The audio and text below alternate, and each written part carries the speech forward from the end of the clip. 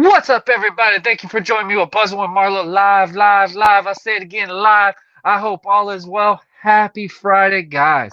If you are new to the channel, make sure you like, share, and most importantly, subscribe. Hit that notification bell to stay in contact with all our platforms: Facebook, Twitter, YouTube, Twitch, and we got LinkedIn, guys. And we now just have a Snapchat. We are growing more and more. All your social media accounts we're on, especially even this old dog even knows what Tumblr is now. Shout out to my boy Courtney on that one because I did not know what a Tumblr was, and Tumblr is very popular apparently. So definitely getting better with that. But guys, also check out on all our audio platforms for uh, iHeartRadio, Spotify, Anchor, Buzzsprout, Podbean, Podchaser, Podvine, TuneIn. I mean, we're on at least total of 83 audio platforms. So round of applause for that. Thank y'all. If y'all see these awesome hats, guys, go to the bonfire shop, type in the promo bonfire slash buzzing with Marlo. Hit the promo code Buzz20. You get 10% off on all purchases. We are going to do a giveaway again really soon to where I'm going to do like a 20% off or a 15% off. I don't know exactly what I'm going to do yet, but it's going to happen. We will do another, basically another drawing. And we definitely did really well last time for something like that. So maybe I'll do something like that, especially with October coming up for breast cancer awareness and stuff like that. So definitely looking forward to that. Guys, you know who I am. You know, you see me on thousands of wrestling podcasts. You see me on tons of podcasts this summer. I want to say thank y'all to everyone that has gave me the time to go on their show and just say my story. I know a lot of y'all pick me up thinking, okay, this is a wrestler, stuff like it, but they love the personality. They love what I've brought. They love the theories and the stories that I have been through in my life to get me to where I am. How Buzzing with Marlo is produced, how everything is transpired. So guys, thank y'all. I appreciate every single one of y'all. Shout out to my boys, the Commission Talks, guys. Like I said, the Commission Talks, we are back. We are back in literally 2 weeks, guys. I'm excited. It's going to be so much awesome fun. I love these boys, man. They're like my brothers.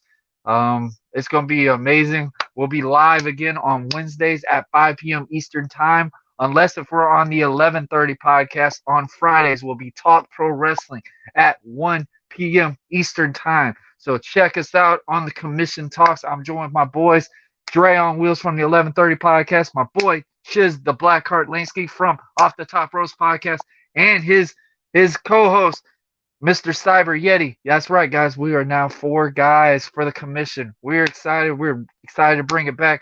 I know I mentioned my boys. I got to talk about my boy, Dre on Wheels from the 11:30 podcast. He is coming back, guys. This month is big for all of us. Buzz with Marlo's back. My boy, Dre on Wheels from the 11:30 podcast is back. The Commission Talks is back. Also, guys, everybody knows I've got plenty of moves coming out. Whew. Also, guys, on Tuesdays nights at 8 p.m. Eastern Time, I'm joined with my good friend from high school. I've known this girl since 5th grade, and we do a segment called Let's Talk About It, where the men ask the hard questions that they are hesitant to ask women, and then obviously women ask the questions of what they are hesitant to ask men. And of course, I think us two, we have no filters, and us two literally have so much chemistry with it. It makes a great show. So shout out to everybody that's done that.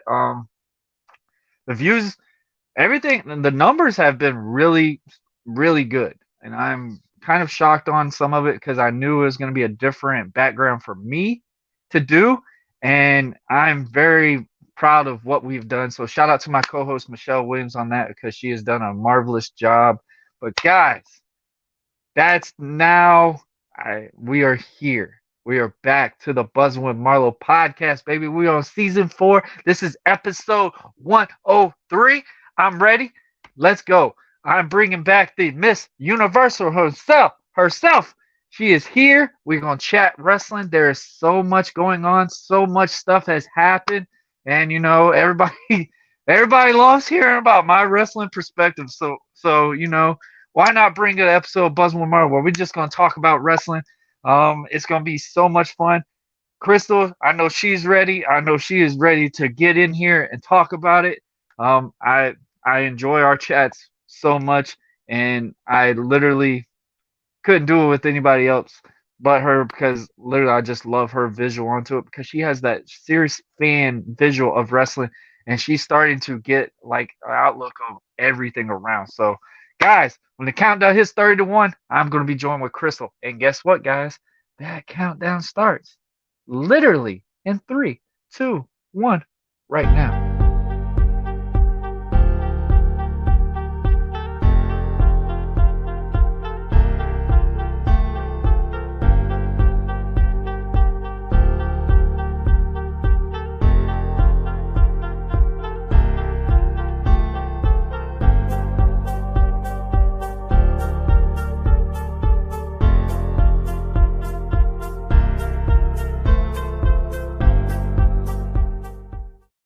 All right, ladies and gentlemen, Miss Universal. How are you doing? Hey, I'm doing good. Hi everyone.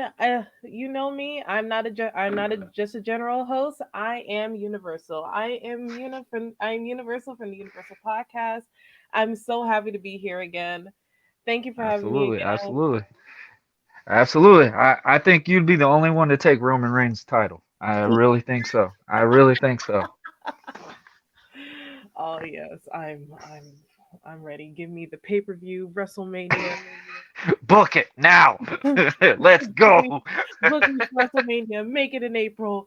Make it in April. Shine through the stadium. Let's get it. Hey, so how have you been? I know you are ready to talk about this. I know this is something that you've been waiting to do for a moment because it's just I say right now it's so good to be a wrestling fan right now. Like this is legit. I mean, just for one company right now, so much change has happened. Like I know we talk about the AEW like how it was so much different, it was cool, whatever. And I told everybody that honeymoon stage is fun, but when that deteriorates, what's going to happen next? Yeah. I feel like that's happened with WWE, and I'm not trying to shoot on it or anything, but WWE didn't really even need to change because they were still number one. They were still killing it, but yes, the storylines were bleh. You got the same people every single time. Now you're getting that new showcase feel. Now the honeymoon stage, I feel like, is back up and running. Everybody's getting excited about WWE. It's not just being memes and talking crap about it anymore. So, what's your visual on it? Go ahead. Oh my goodness, it's like a rekindle of a marriage. It's amazing right now. It is amazing right now. It's crazy to find out that I was reading on it for the last few weeks that basically the D Generation X whole crew is just Yep. is in charge of directing creative and talent, and I'm like, yes, finally, because I feel like there has been so many people that we've gotten in through have worked with the members that they Mm-hmm. either personally picked themselves or they've trained under them in their in their wrestling camps and such. So just to see them and seeing that Triple H is finally taken like a big role and not put to the side, Mm-hmm. because his vision has been the driving force for the last few years Yep. when it comes to the WWE. He made NXT great again. He made NXT UK now branded as NXT Europe. That's Yep. and continues to expand the horizon when it comes to WWE. I don't know if they're still doing. I don't know if they're still doing the training on the Asian side of things, because that was a thing at one point. But I hope they're still doing that as well. But just to see that, just yes, finally, it's a whole new breath of fresh air, and we get to Mm-hmm. see new talent finally come up. And it's not just the same old shtick that's been going on for the last like almost 20 years. Like it's Yeah. tiring. It's tiring. Like kick the old bucket until it's dry. Like it's over, man. I'm so happy. It's like a I new like that beginning. reference. And Kick the plus, old bucket.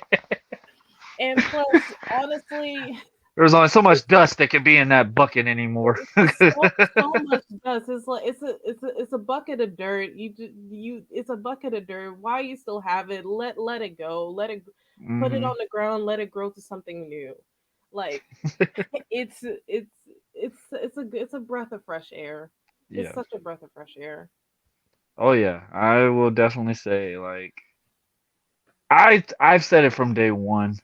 There's nobody I didn't feel like would run that company more than what Triple H would do because Triple H has Absolutely. a visual of a wrestler, a promoter.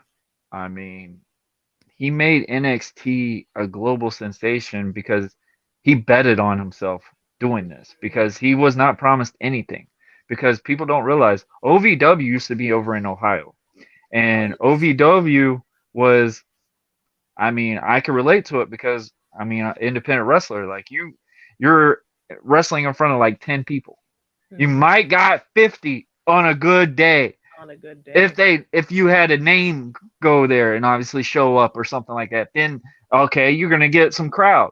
Hmm. But you didn't know anything of OVW unless if you were in that area because it was like an independent show. It was literally like there was nothing promised there. So when you see guys like John Cena, Dave Batista, Brock Lesnar, Shelton Benjamin, I mean guys like that, They were in a particular class too, right? They were in the Randy gold. Orton, yeah, they were all in one class, and like they were the reason why it kind of showcased a little bit more than what it was because the talent. I mean, that just that talent right there. My gosh. Yeah, that Um, that was a legendary time to be alive as a wrestler because you didn't know this was the particular class that was going to change and evolve the industry. yep. Like all of them are legends in their own right, and just to see Hmm. them grow as people is incredible.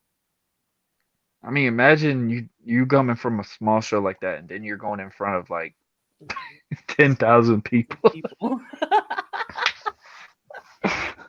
Oh my god. Not a big change. You go through that curtain, you know, you got the big screen TVs, gonna have your pyro and everything else. Not a big difference. You know, we might give you a fog machine when you come out slowly. It just depends on our budget that week. But hey, go out there and knock them out, kid. He's like, you feel like we'll get you all the flashy stuff, make you look like a superhero, make you look unstoppable. Don't get cold feet. Don't be like Vincent Rumble and shatter both knees just Oh sliding on in there. no. The crippled effect. I legit, when he did that stunner with Stone Cold, I thought he shattered his knees again. I Oh, legit, I was like, damn it, Vince mm, is done. mm, Vince is in a wheelchair again. mm. But the way he fell down, I was like, hey, I don't know how. I was like, how the hell he shattered both legs sliding in the ring? And the way he sold that stunner, he was still good. I'm like, bro, what are you doing? To be, to be He got very an amputated leg or something? Like, what in the world? right, but to be very honest, after seeing Vince fight throughout the years and seeing him at his age, I keep thinking to myself, like, you have gone through so many injuries that I feel like is too inhumanly possible. You have to respect him.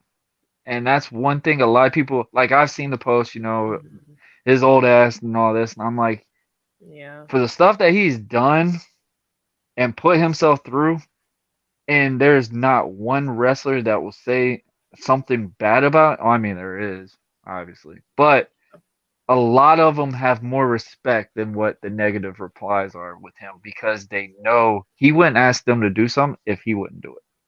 Yeah.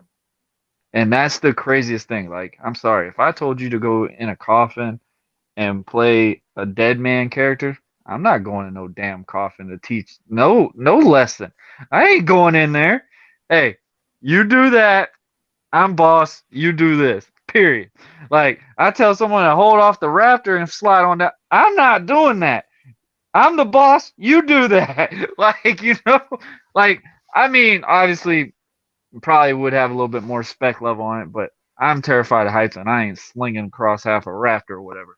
So for Mhm. just to hear these things that what Vince has done, and I've seen some personally as well too. So it's like Mhm. you cannot not respect this guy because regardless of what he's given you or whatever, wrestling has been a huge sensation even when at its worst. Like you Yeah. still are talking about wrestling for so freaking long. He took a chance on doing just territory standpoints. People damn near wanted to kill this man because of this, because that was their business, Hmm. and made it a global phenomenon to where you could see them at the Barclays Center, you could see them at Madison Square Garden, you could see them at football stadiums that you see NFL games premiered at, like showcased as professional athletes. Hmm. And that is something that has never been done. It Never been done, and I don't think will be duplicated. that's where it's gonna lead to my next statement. That there's one thing about Vince McMahon that with the right person, he can make you a star. Not Oh yeah. not John just Cena, great example. great. Honestly, that's probably one of his token. That's probably one of his tokens is token honors. Um, is John Cena. Seeing him John Cena. We have John Cena, The Rock, killing it right now. No questions asked. If you don't know like you can't go anywhere without knowing who they are. Hmm. And even and those that still stuck and those that still stuck around, even though they weren't full, he didn't have them fully Brock Lesnar. Besides him going in between wrestling and UFC, people who don't really care about wrestling, they They know who know they these are. guys. They They know know who these guys are. they know who they are. Like, I remember you mentioned that you finally got a Tumblr. Let me tell you something. In the beginning of 2010, when they started, Tumblr went through a interesting resurgence of people getting into wrestling. A Hmm. huge wave, especially when the women's Yep. division changed, and like the Shield just popped up and debuted.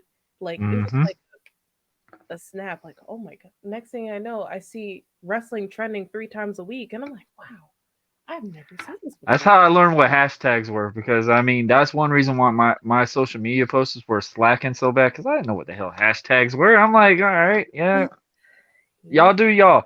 And then they're like, and then I had my boys from commission, shout out to my boy Blackheart. Blackheart's like, bro, you have to start doing hashtags if you want people to visualize this stuff.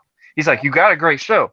If you hashtag this, it's going to be all over the place. And I'm just like, how is that going to make a difference? And I did it, and I was like, what the like literally I went from like only 50 views to 150 views just in that one day. I'm like, just from that? Like, what in the world? Like, is this what we're going to now? Like, we're not looking at the content, whatever. We're looking at hashtags, this, and that's how we tune into it.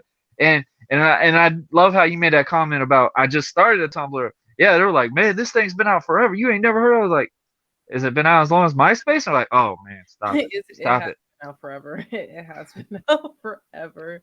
Like, I like mean, yeah. I mean, you gotta learn somehow, but I just was really intrigued just to know like that really helped the viewership just from people tuning in more. Because I'm thinking like, all right, you just share it, people view it.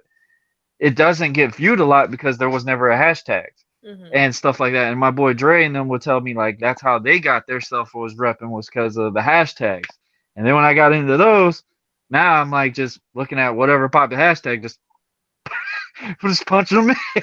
It works though. I'm like, hey, It definitely, yeah, less is more. Hey. it definitely works, and especially for wrestling, you did a great.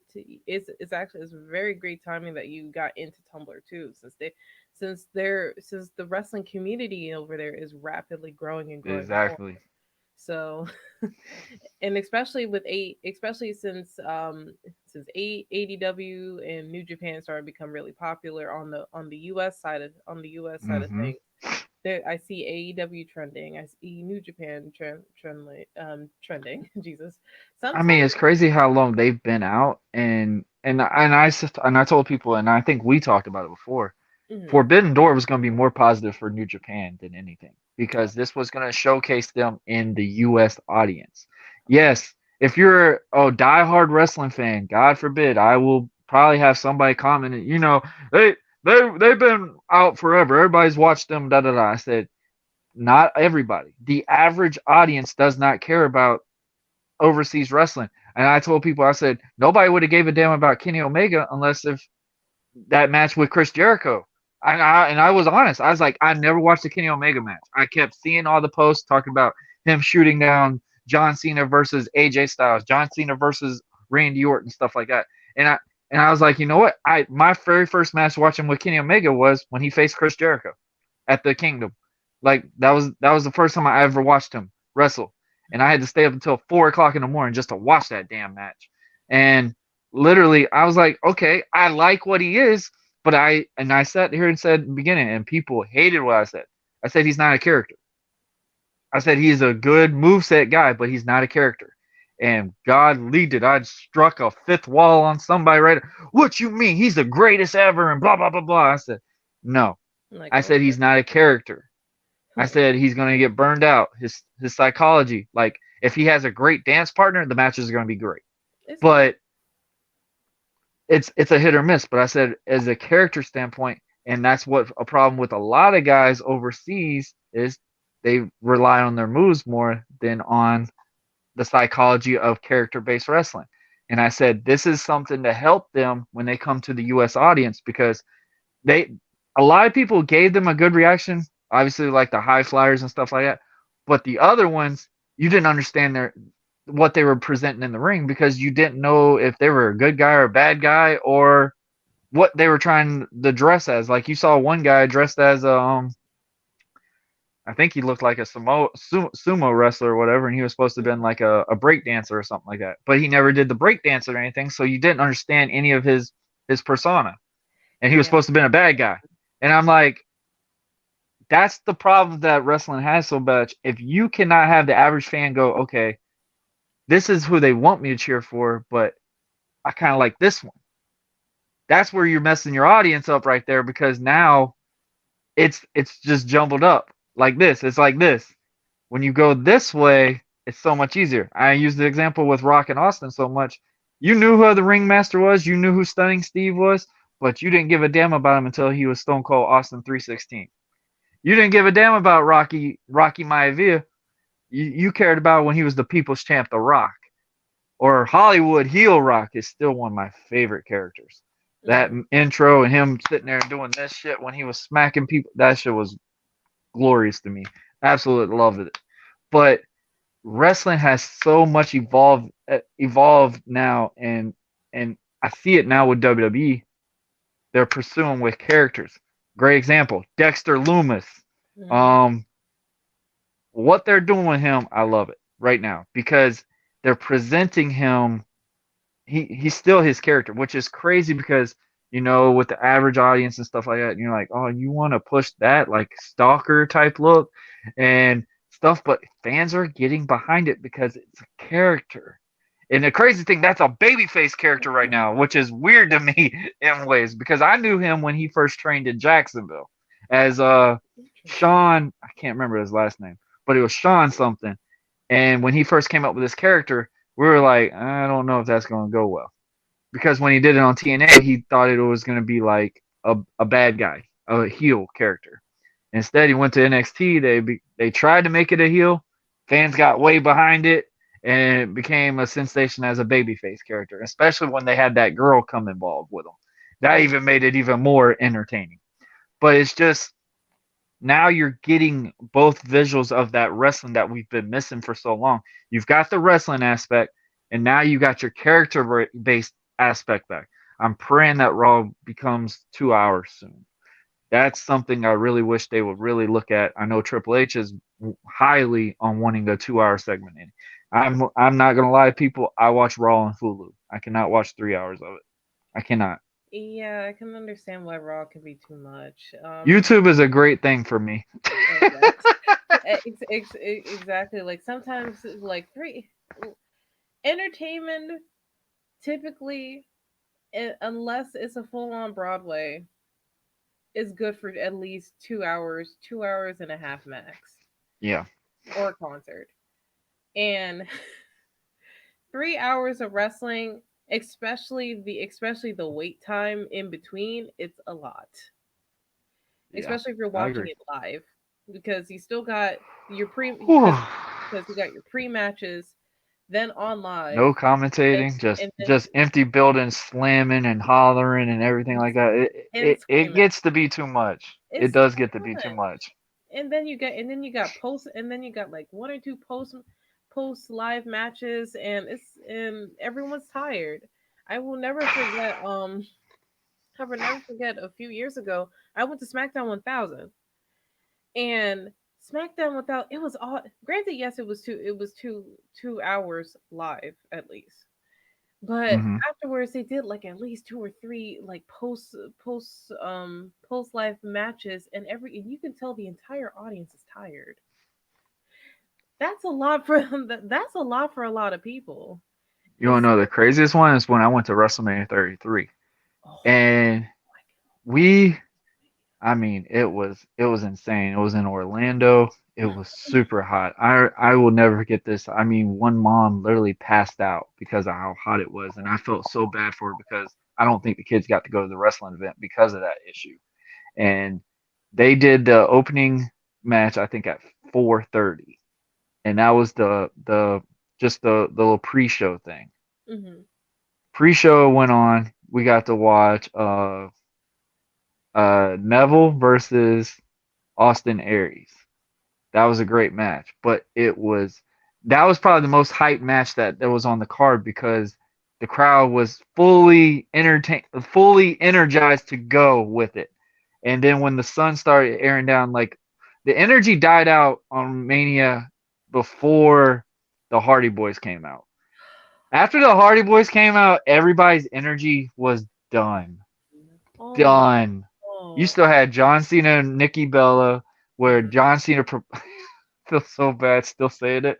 Where John Cena proposed to Nikki Bella, we're all in person watching this and seeing what happened there. I mean, I feel so bad for Cena, but Cena, hey, I will say this right now: Cena takes more negative feedback as a positive aspect than anybody I could ever see. Rock too. Absolutely.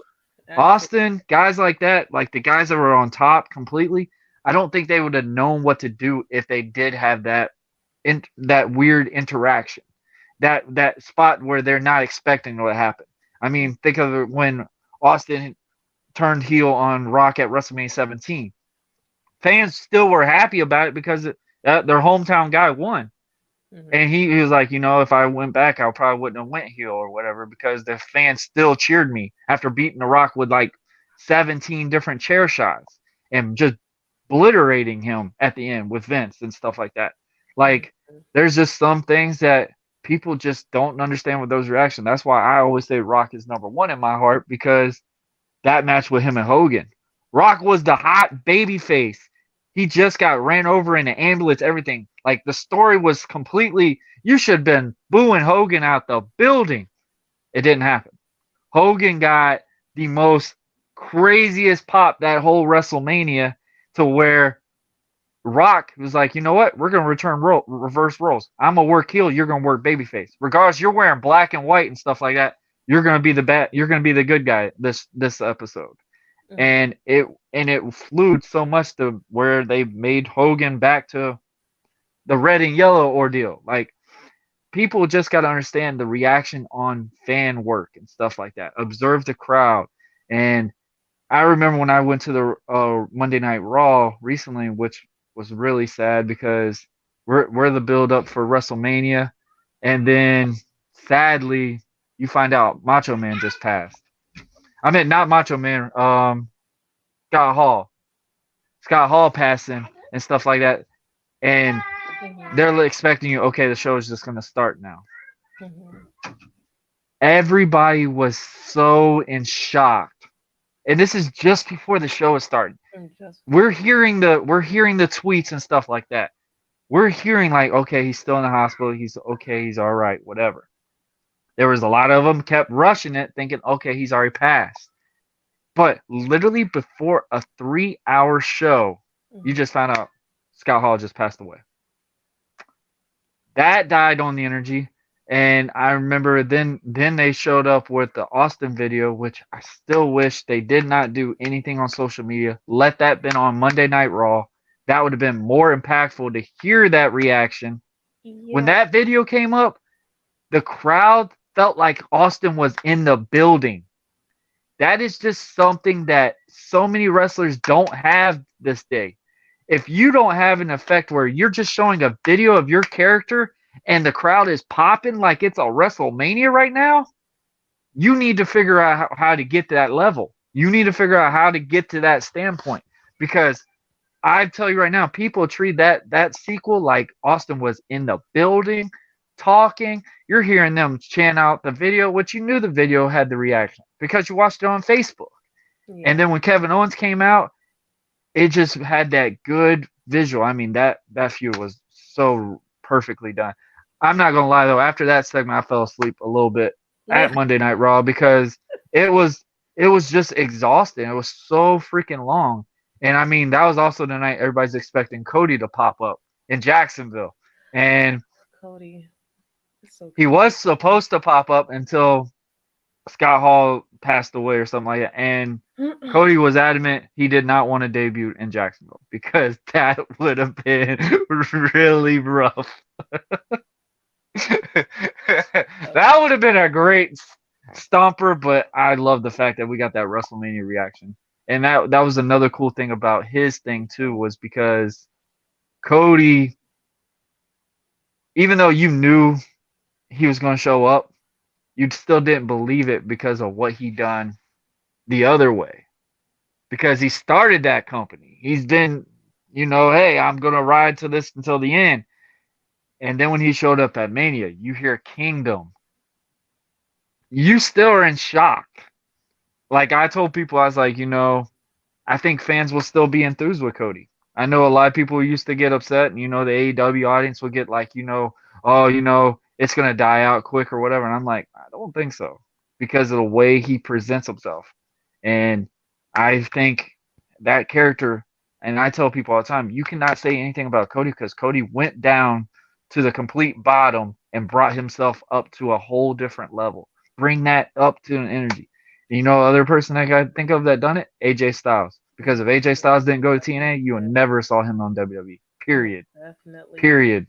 Hmm. And So and it's it's it's just funny a because differential thing. we talked about this the last time I was on here, where when we were talking about WrestleMania, and I believe I did mention like if I would imagine anyone coming to WrestleMania it would be Cody, and You're still a little hesitant on it because you're I like, with the AEW thing, I don't know. And yeah I told everybody, I said he's showing up. yeah I already kind of knew something. I'm not saying how I know this stuff, but I was like, he's showing up. Like yeah literally, he's showing up. yeah that's what I was yeah I was very hesitant on it because I'm like on the business side of things I don't know. But like him popping up, it was like full circle. It was a perfect full circle. You went back to the bottom, networked and grew your skills and potential. Went through multiple companies, through Impact, through New Japan, started AEW, and created a whole new like platform world that people can go to because people were sick and tired of the PG WWE at the time. Actually made WWE look and said like, okay. Yep. Granted, the whole Vince thing happened, and I guess it was a interesting blessing, curse and a blessing to push WWE to what people love to call it the former glory of the PG-13/14 rating, and Hmm. seeing that and just seeing Cody's growth from being, oh, it's that other kid, oh, it's that other road kid um Yep. from his Let's from bring his him back as Stardust. yeah, put him, oh god, I don't want to go back to those days. um I will say the a good story with that was when he did the Green Arrow thing. Like that was pretty cool. I'm not even gonna lie.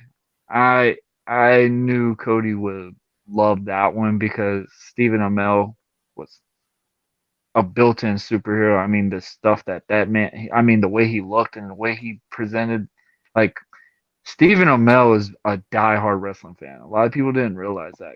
Stephen Amell tried to be a wrestler, and Cody is the first person to actually give him that chance to do it. Like they relied on his star power from the CW show, The Arrow, hmm if nobody knew or nobody followed Stephen Amell actually did a couple of indie shows in Oh front of like wow. 20 people. And Stephen Amell entertained the hell out of a crowd. And I mean, you got to see him on All Out, the first, I think it was All In, or whatever the first one was, where it was with the Ring of Honor guys, not where AEW was even thought of yet. Oh, So he got to wrestle a full on match with, I think it was one of the, I can't remember who it was. I think it was Bully Ray or something like that. But I can't remember exactly. But you it's so crazy when you can actually present something like that and be a box office character. And Cody did that. Cody went from something that I say in wrestling is a suicidal choice because usually when you leave WWE, one, you're not keeping your character that you had in WWE, but that's all people remember you by. right, right. And then you go to the indies, it's hard to be something different that you've been for so long. Even if it's a year, 6 months, or whatever, it's hard to find something that people can go and Yeah. change their mind. Like Jericho is a great example. Jericho's had 30 damn different gimmicks, and you still, it doesn't kill his credibility as Y2J or something like that. It does not kill his credibility because you still can remember, like how we just said with Rock Austin and these guys. When you look at Chris Jericho, you know he was a wrestler. You know it. A rock star, whatever you want to say. Like, you know this character. So it's like these things, it's just a beautiful thing now with wrestling because, and I'm happy about it, which sucks that I'm not fully all involved in these things anymore. That the independent is getting a major eye into things and a Um, different outlook into wrestling. Speaking on Jericho though, because I saw this last night. Go ahead. Um, because well, before I make my statement, I want to say this: Chris Jericho at this point should be celebrated for the fruits of his labor at this point, because he has been in this industry for like 30 plus years. He should be enjoying the fruits of his labor and just celebrate it at this point. Because I think that's not talked enough, because I see the resurgence of people like each month people are celebrating a particular wrestler. Like I remember a few months ago Mm-hmm. they had a John Cena month, and I know I know WWE currently is celebrating the one for Rey Mysterio, which I believe is beyond well deserved at this point. But I always thought like Chris Jericho has been, uh, I guess because Oh, people. he'll still be in the Hall of Fame. He'll Oh, he'll he'll be in the oh, Hall of Fame oh no, eventually. without a doubt, without a doubt, without a doubt. It'll But have to be after AEW saga or something involved. I think with Triple H involved, I think there might be something with that, but yeah, knowing the tampering with roster right now, I yeah, doubt it now. that's what I was gonna get to, because yeah, the tampering, because he made that on Twitter, where people are kind of, if we're it seemed like there is a hint that he may come back to WWE, and I think it's a great idea. I think it's a great idea, especially since Triple H is under the control right now, because Hmm. WWE needs to bring it needs to bring that spark and edge that they had, and with the new and people like the kids that grew up on the PG era. um that's a great transition for them to go to, because they're gonna get to that stage of it's about to be of young and reckless. They're gonna Hmm. need that. They're gonna need that stage. That As a soap opera growing still got to spirit, keep going. you gotta keep going, and no one else does it great. No one else does it great, and he still keeps that spirit alive than Chris Jericho. Like Hmm.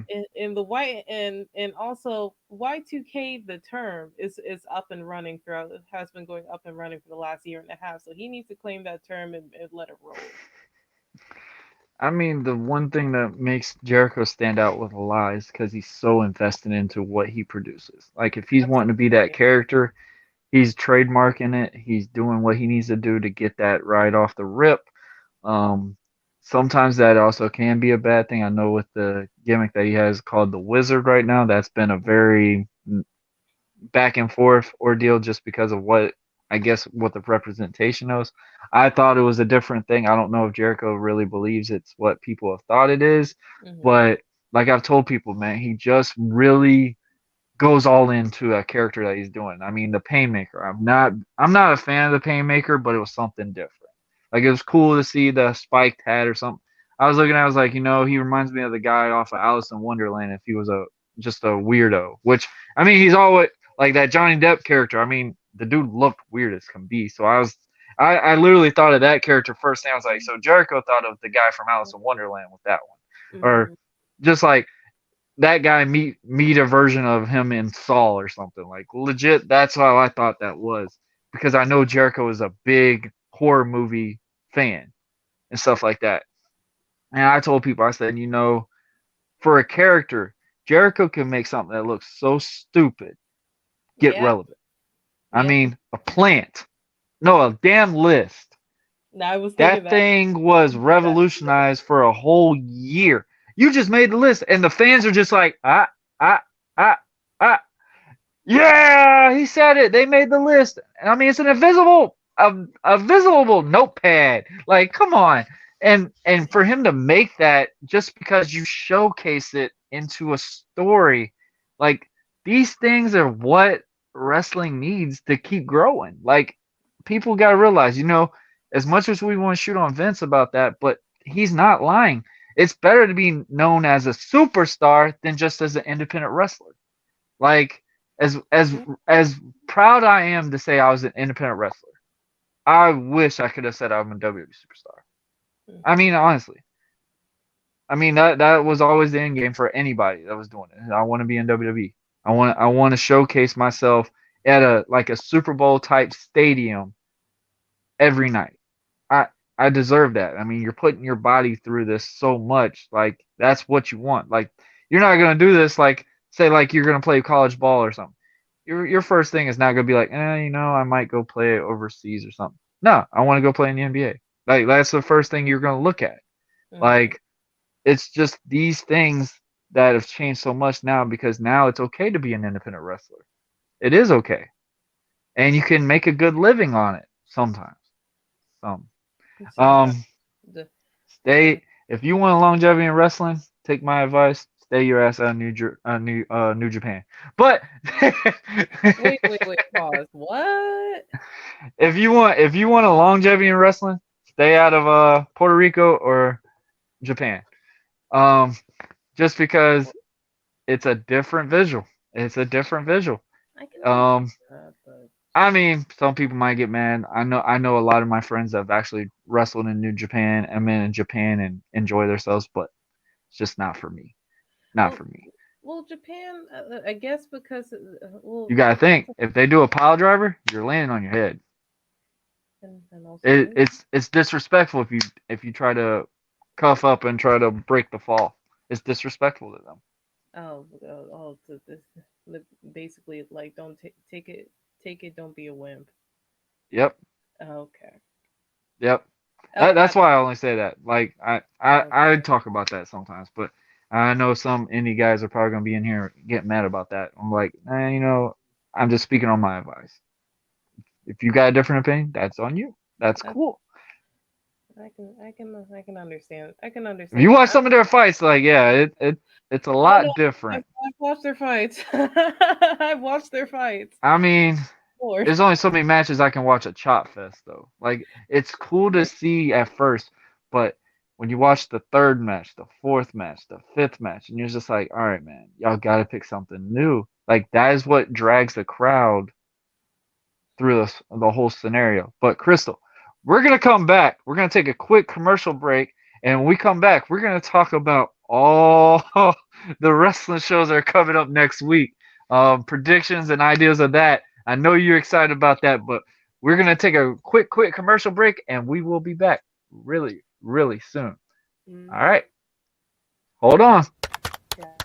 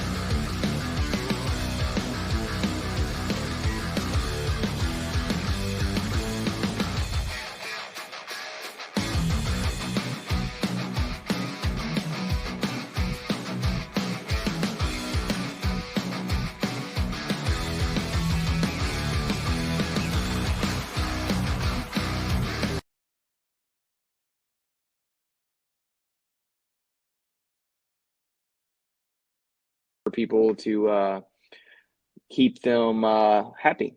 Yeah. And I have to miss my children now so that they Hmm. can not be pulled out of the school they're in. So they, you know what I mean? It's hard. It is definitely, Trust me. Yeah. um, it is a hard circumstance. And I relate to you when you're like, hey, I don't get to drop my kid off at school and stuff. Yeah, I I've trust me. I it understand. it hits It's me like my last visit with Matthew.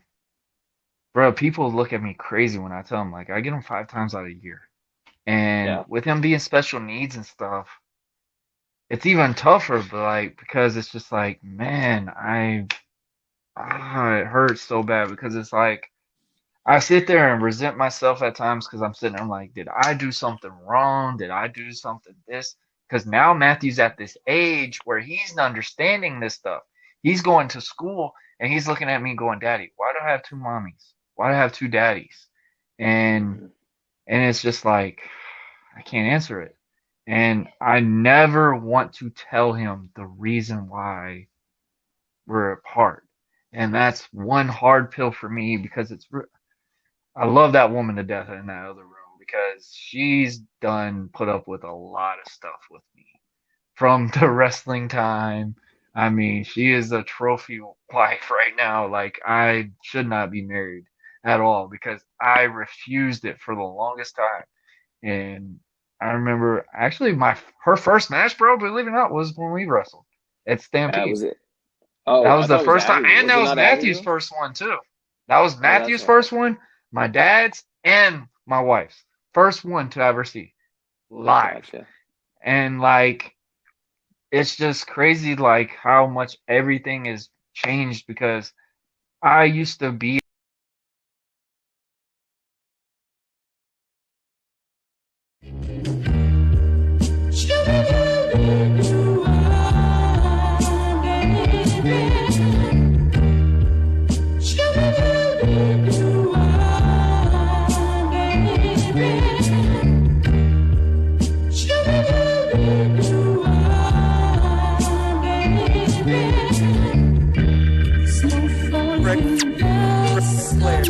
Goes like this right now, tonight. Fucking kidding me? Like I nearly lost it last night. And I was like, "Yo, calm down. Just call him directly and tell him this." Hey yo, when he sent Dre the was trying voice, to take me with him too. hey, when he sent the voice clip back over, he was like, "Man, get your ass back here." Hey yo, I was dying laughing, man. It was so funny. It was so funny, man. And I was like, "All right, man, I'm back here, man," because he was just like, that's what my man who was proposing to be my man said. Hey yo, send me your number, man. I got locked out, blah blah blah, trying to get the code, and I was like, "Oh Yeah, shit." That's you know key what I'm words saying? right Like, Dre there. said, yo, "Not That's yo, again, not not again, today, not like, again, not not again, today." bro. I'm over Yeah. here like, yo, I'm over here trying to hold my anger so hard. So when I hit the record button, I'm like, yo, Trey, you know the fuck that it's me, my nigga. Like, god damn it, like, why can't you just ask? Like, so right after I said that, man, I called her right the fuck away. I was like, yo, you know it's me that's asking you about this fucking Yeah. question. So, so you Hey know, you yo. know what Bruh, happened, that just like joke that. had That me was me. dying.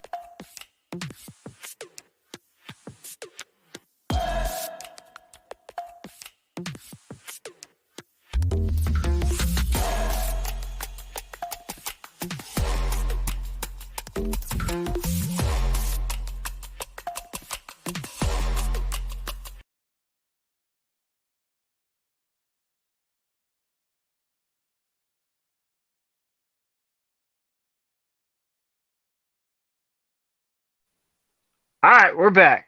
All right, nice little Hey. break. Give it a little, give a refresher, get you excited. And I know you ready to talk about it.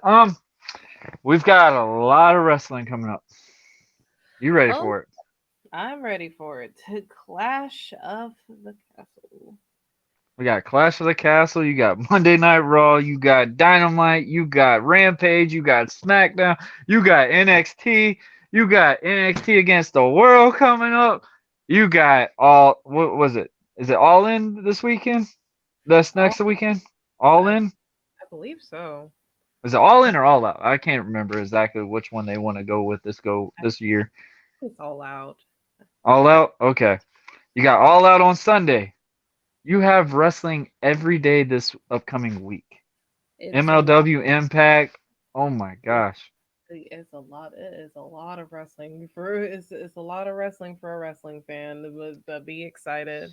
Shout out to all the wrestling podcasters that are going to be doing their live streams, all that. Mhm. I can't do it.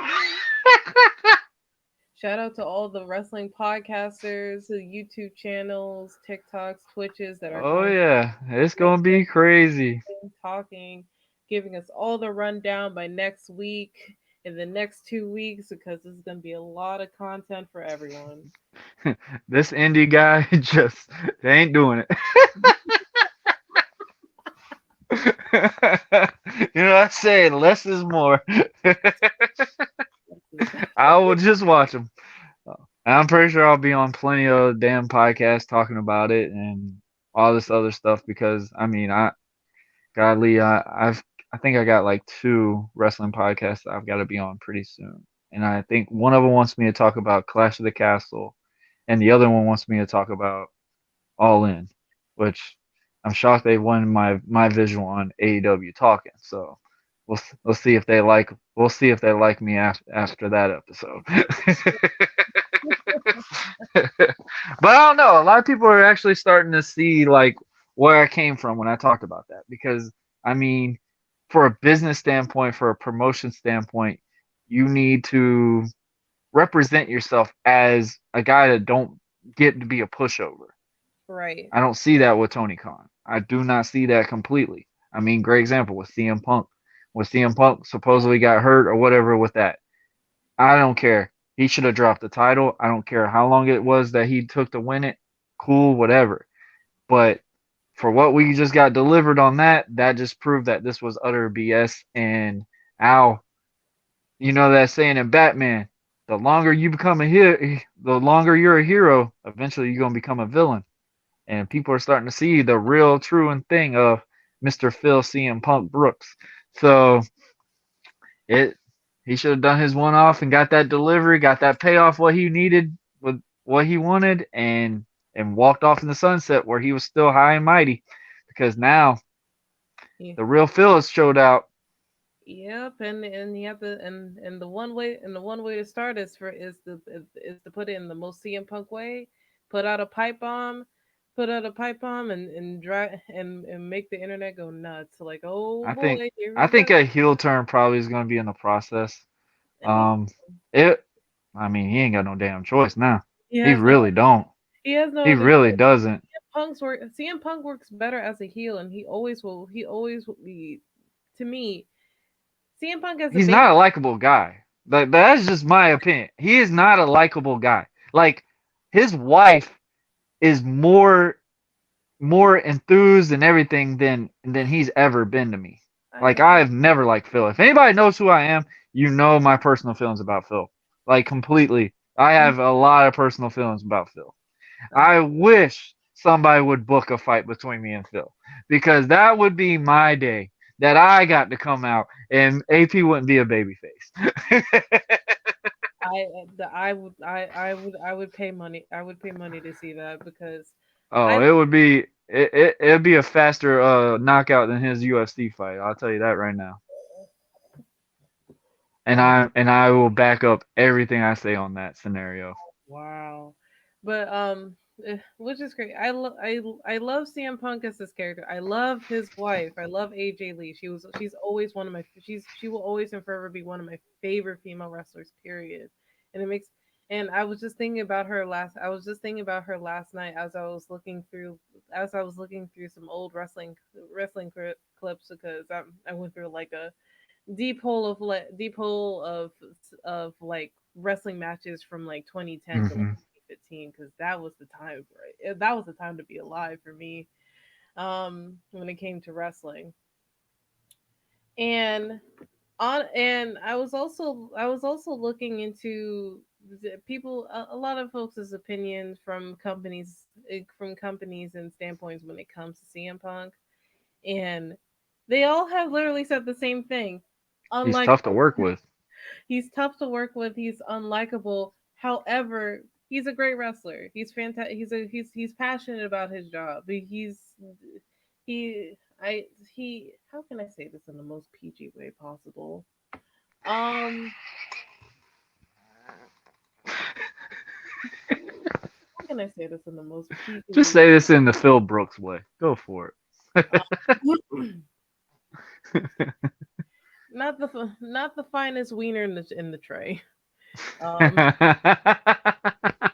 not the not the greatest cookie coming out of the batch. Cookie puss. There's our Roku. Like, he's a fantastic wrestler. He's fantastic. Not the best person to work with backstage, from what I've heard, which I'm not surprised. Just the way he's presenting himself and stuff. Like I remember when I first saw Phil first start out in the indies and stuff. Like he brought a different character. Like I looked at it and I was like, okay, he's a way smaller guy. And he always felt that like that was a disrespectful thing to him. Like, oh, Mhm. you're calling me small, whatever. And I'm like, bro, you never lift weights? Like you're trying to be portrayed as a wrestler and you're Mhm. not lifting weights, you're not doing this, that's part of your job. And that's something that he try and not and as much as I don't like this guy, I'll give him props on that. He made a way to get it to the big time Oh, absolutely. without doing that crap. So I give him props on that. But still, it's not going to change my experiences with him. It's not going to change my mind that oh, okay, you made it big time. I'm gonna just bite my tongue with it. No, Mhm. like I have my personal feelings on him, and the way he sits here and comes on Twitter every other week, and I've sat there and said, this is the real Phil Brooks. Phil Brooks will let you speak your truth, and then he's going to tweet about you the next day. Oh boy. Like literally. Like he's not gonna speak it to you in their person. Like he's always been that type of way. Like and I sat there and said, the stupidest thing he ever did was try to go to UFC. Like, yeah, you made a great money. I don't know if that was just the option you were wanting. Like, hey, I need to pay off all my lawyer bills and stuff. I'm gonna go to the UFC. I'm gonna just headline this fight, and we're gonna see what happens. I'm gonna come out the cult of personality, and I guarantee you, if he would have won, it would have been a different thing. But Mhm. that I I sat there and said, you just sat here and proved to everybody that wrestling has no standing. Like you legit just killed wrestling in this moment because wrestling is supposed to be these tough guys, these Mhm. these larger than life athletes and stuff like that. And where Phil just got knocked out by a second rate fighter, and and Oh, then he goes on this speech about basically turned into a John Cena promo, like when tough is going, I never give up. I'm just like, what the freak did I just watch? it's I was in, like, Mickey Mantle, knock this fool out again. Get him again. Just that's stop it. let me say it, because I watched his documentary. I watched his documentary leading up to the fight, and just to hear that, and just to come out with a promo of something he used to be heavily against, because he was a because when he was in WWE, he was like the big like anti John Cena like promo when it comes to like like the squeaky clean PG, never give up, eat your vegetables, make sure go to school, and just to see him becoming everything that he protests is a little damning. But and honestly, it goes to show one thing. CM Punk, when he's really at his best, can be the one of the most loved people for his It's persona. just because he's relatable. Yeah, he's That's really what it is. He's relatable. that's why everyone the straight edge society thing and just in that whole in the legendary pipe bomb that he did in WWE, people remember that people that is close to so many people, so many wrestling You fans. remember that more than anything that Phil's ever done. And Yeah, that's the thing and then that I think he's starting to realize now too is, nobody knows what he did in the Ring of Honor. And and I remember when he did that match with MJF and he dressed in that Ring of Honor attire and stuff like that. I looked at him and said, "What the frick are you wearing? wow. Like, come out there." I mean, I flat out said it forever. I was like, Punk doesn't need to come out to dun duns because he doesn't have a body for it. People can get mad at me if they want about it, but I mean, he just does not have a presentation towards it or anything looked at like that. So it's like, why are you doing this, bro? Like when he came out there and did that with The Rock, I'm like, bro, you look like a little kid facing a big old bodybuilder. Like, come on, like It seriously. and like I don't think we need a David and Goliath match or that's not I don't think that's What the match was good, and I will say the match was really good. And I mean, Phil can at least say, "Hey, I headlined a Royal Rumble with The Rock," but then whine about it. You had no problem about being The Rock's opponent. Like they flat out said, "Okay, we need a bad guy for The Rock. We need a guy that Rock's gonna win the title. Help this representation. We're gonna build it into John Cena versus The Rock again." hmm Punk volunteered it and then wanted to bash it on social media, like, what's the future hold for me now? Da da da da. Like, I'm like, are you kidding me, dude? you Like, volunteered for this though. you volunteered. You wanted to be a bad guy to get this representation that you bitched about having T-shirts sold, nobody's making visual to you, whatever. Now you're complaining about, oh, I'm having to put over legends and stuff like that. I don't see a problem with that because it's like that is paying your dues to me. Like me thinking like, bro, a payoff to go face the Undertaker at WrestleMania? Sign me up. I don't give a damn if I'm main event or not. That's a If, main event in my eyes. I don't care. yeah, Whatever. if it's good for business and everyone's comfortable with it, what's the I'm gonna problem? get a payroll. They're getting a payroll. We're Yeah, gonna we're like gonna steal this show. everyone's getting a bag at the end of the day. Then why are you biting the hand that feeds you? See that's one bad thing about wrestling and the wrestling audience now. I think they're starting to really relate to like, you know what? Punk was a piece of shit for a long time. Sorry we lost the Roku deal today. Punk is a piece of shit because of that stuff. Because literally, you look at it as I backed this man up. I did this for him. I tried this for him, and this is really what he is. This is really who he is, and stuff like that. And I've sat there and said it from day one. Punk never needed to be a babyface. Period. Yeah, Never needed to be no, a babyface. Punk as a baby The face look, cringe. he does not give you. And I sat there and said, wrestling back then, the attitude era, there's not a lot of guys you would pick up at a bar and try to fight. Hmm Punk? Oh, easily. Easily. I'd go and just push him. Just to start something. Because, I mean, Punk looks like a little kid. I'm sorry. Like, I'll be very honest with this. I don't have a filter when it comes to Phil. I mean, I am the anti-Punk guy. yeah, I mean, hey, look, if it leads to a pay-per-view match in the future, like we uh, predicted this is the I episode. would come back for this one for sure. But other than that, with all the wrestling coming on and stuff like that, how'd you feel about Punk's recent match with Moxley? How'd you feel about the build up they did with it and stuff like that? You followed a little bit of that one, or I followed a little bit about it, mainly because after that match, Punk Punk does what Punk does best is talk, be on the mic, unfiltered, tells him how he's very unsatisfied with AEW, and it leads to and led to some disagreements backstage. hmm I'm like, oh Jesus, here we go again. It's like it's, I it's think it was part of a work though. I think this is also because Tony's not having any control of what's going on backstory. And he better have MJF in that pocket pretty soon because if that doesn't deliver, mhm. go I do want to ask you something because I thought about this ever since WrestleMania.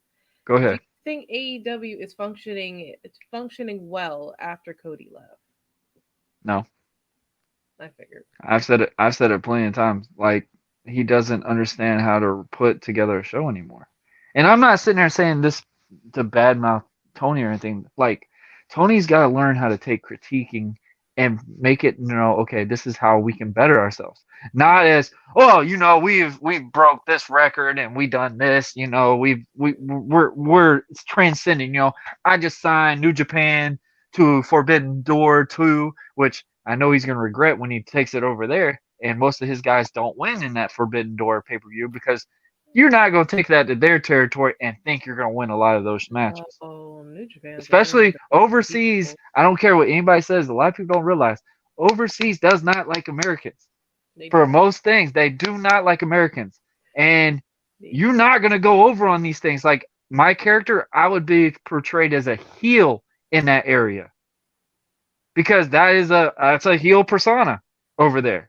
Like people don't realize these things. Like it's good to network. And I sat there and said, them bringing them New Japan out here, that was smart because you have control of it still. But when you go and give it to them over there, you're their property now. No, And it's not going to be that same booking that you thought you got over here. Like, especially when Okada and them and stuff like that, and the showcase was not even on Okada, it was on Will Ospreay, and it was freaking Claudio. Like, I mean, Cesaro was main reason why that delivered that show, in my opinion. Like that was pretty cool. Like that was kind of like a Cody moment. I was like, I think Cesaro might go back to WWE and stuff, which he might have knowing that Triple H is back now, but yeah, it's whatever. definitely. But it would have been like, dang, he's back so soon because like Cesaro just recently left WWE too. Well, he's been gone for a while. Like I mean, he was on Twitch and stuff like that, but he kind of like killed himself off the radar for a while just because he wanted to build himself back up. Which is fair. Wrestlers like that, they got to get their visa more updated and stuff like that. Cesaro is very freaking smart. I'm sorry, Antonio. Um, Cesaro just sounded so much better to me. But Antonio, that's actually his real name. That's his real name. I don't know how to say that last name, so we're not gonna say it because it just sounds so weird to me, and I just cannot get it out. Casanova, I think it's whatever, but out of respect. yeah, exactly. I don't want to get it wrong and like, hey, you said it wrong. I'm like, well, that's why I said Cesaro. And then y'all get mad. Well, he's not that anymore.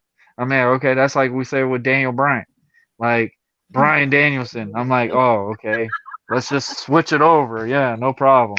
Yeah. Every time I'm on a podcast, they're like, you gotta say Bryan Danielson. We can't do that, sir. Like he's in AEW now. And I'm just like, is there really that big of a difference anymore? Daniel Bryan, all right, Bryan Danielson. His real name now.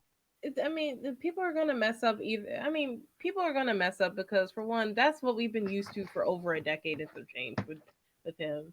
So yeah, we're gonna mess up on it, but like he's still gonna for some people he's still gonna be Daniel Bryan to them, no matter what, no matter if he changes, and no matter if he's in AEW or any other wrestling company. It is some people will see him as Daniel Bryan forever, and multiple and people who follow him on his journey of being a wrestler will still call him on whatever his wrestling name or alias is going to be. So, but out of respect, I would say, out of respect, do what you got to do, but don't. Yep. I don't think it's best to make your paper. Make your money.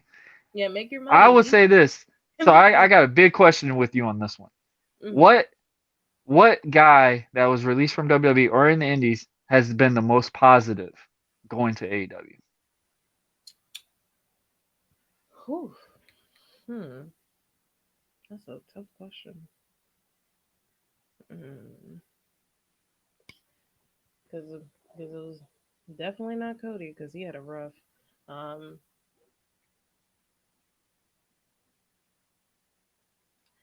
would say Chris Jericho because I would say Chris Jericho, but but that's more out of a senior respect at this point. More senior respect because he's been there for longer than any of them were born. So yeah, yeah, that's a really tough question. I can't say that's a really tough question because I'm like I gotta say is John Moxley. I gotta say it is because I used to not be a fan of Dean Ambrose. And I used to think he could not wrestle. I thought he was a real skinny Mick Foley. And I mean, John Moxley is just like Dean Ambrose, but he has definitely grown on me with the AEW audience and what I he brings to it.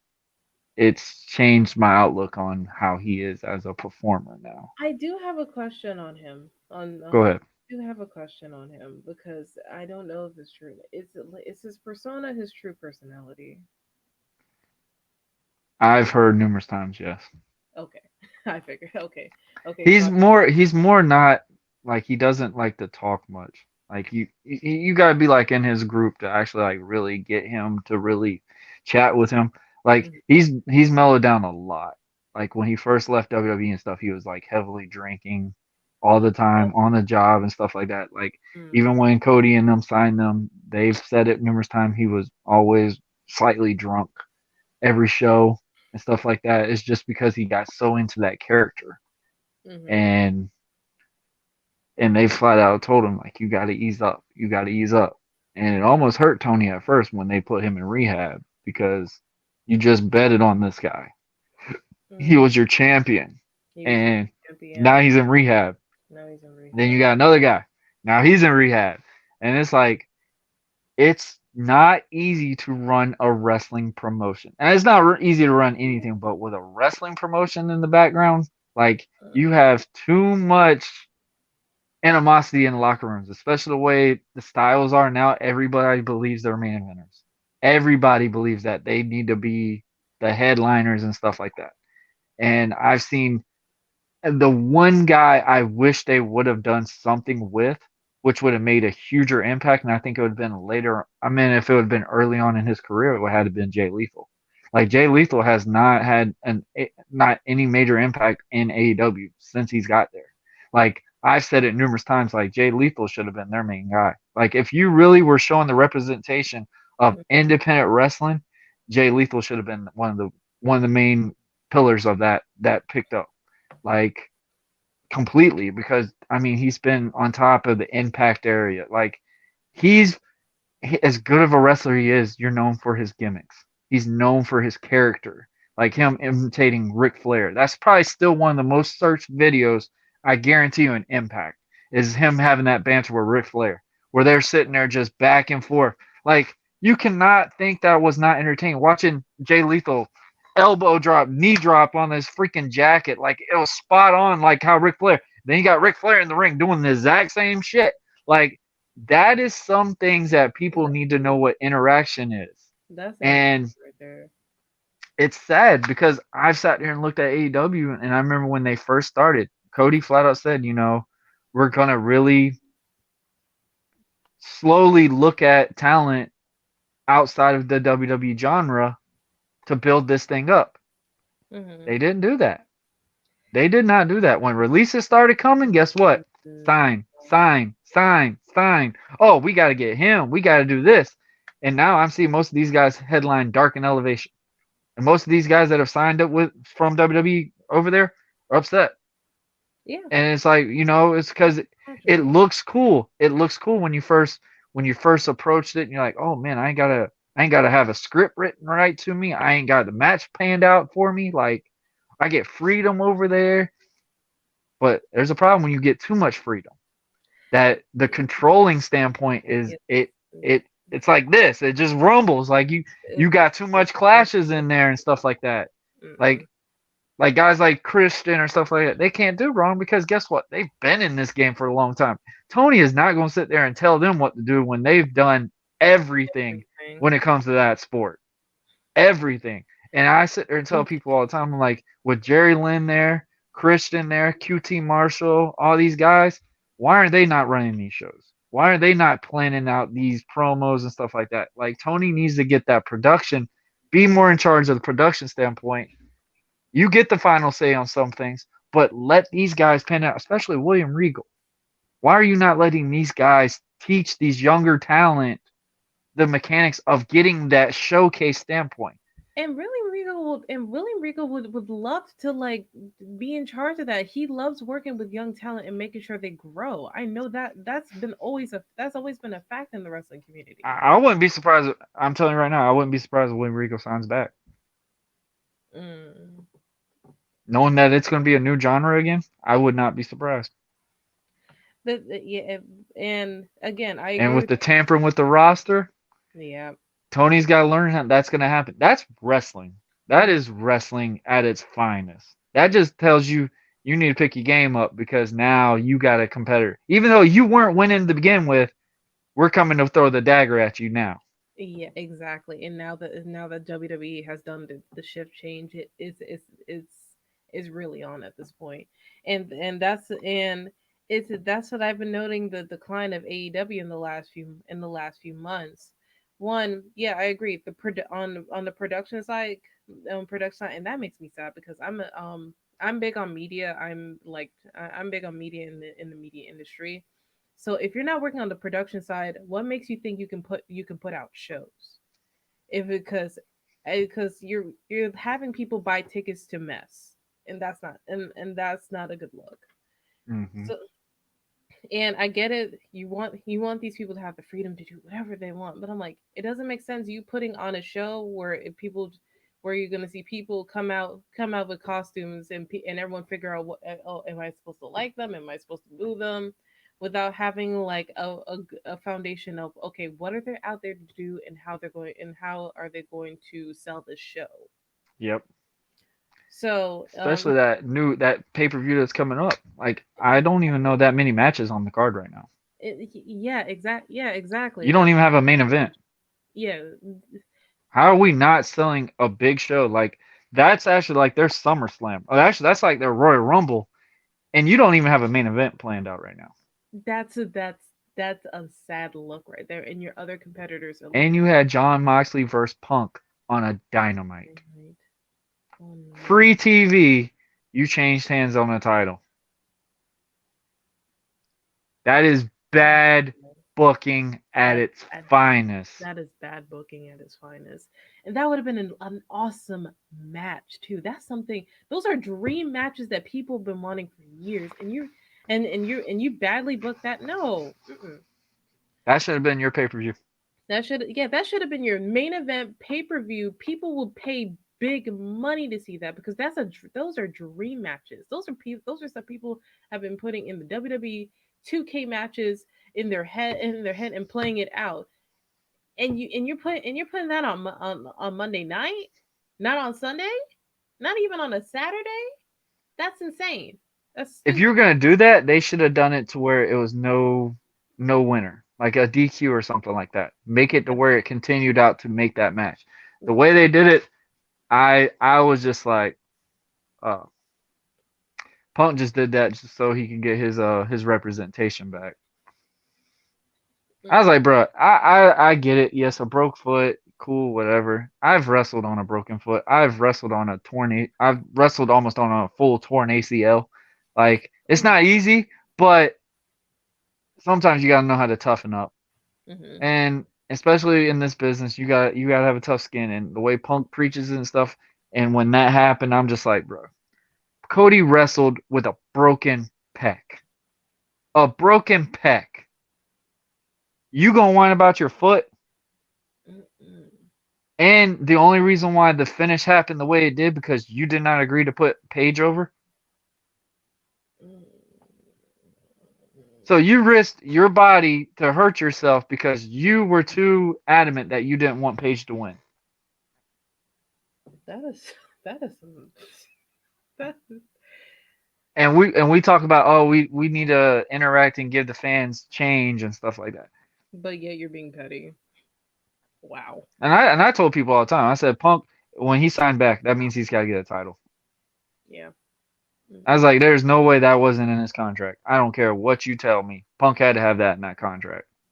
Yeah, he had to have that this his contract because there's no way in hell you would be that petty enough just because of that particular wrestler that you're working with. Just I to, mean, Paige was a stale champion for a while. I'm not going to sit there and say he wasn't. And those butterfly pants or whatever he had going on, that was next level I had never experienced for a cowboy.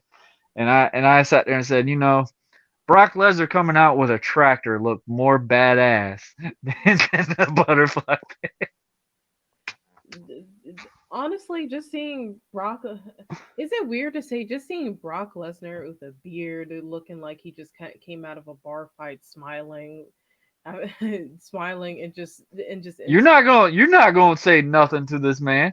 Like legit, you gonna look at him and like, that's Brock Lesnar. I'm going this way. Like absolutely not. Brock Lesnar is a pick up and throw person. I don't want that. I don't want that exactly. upon that on anyone. He will pick up and throw you, and that's it. It's a wrap. I don't want that on nobody, not even on my worst enemy. I remember when he did it to Kofi and Kofi flipped stand out of it. And me watching that, I was like, I can do that. And I tried to do it and I almost twisted my ankle twice, flipping off of it, which it was good because obviously if you got the high distance, and I mean, Brock literally can just,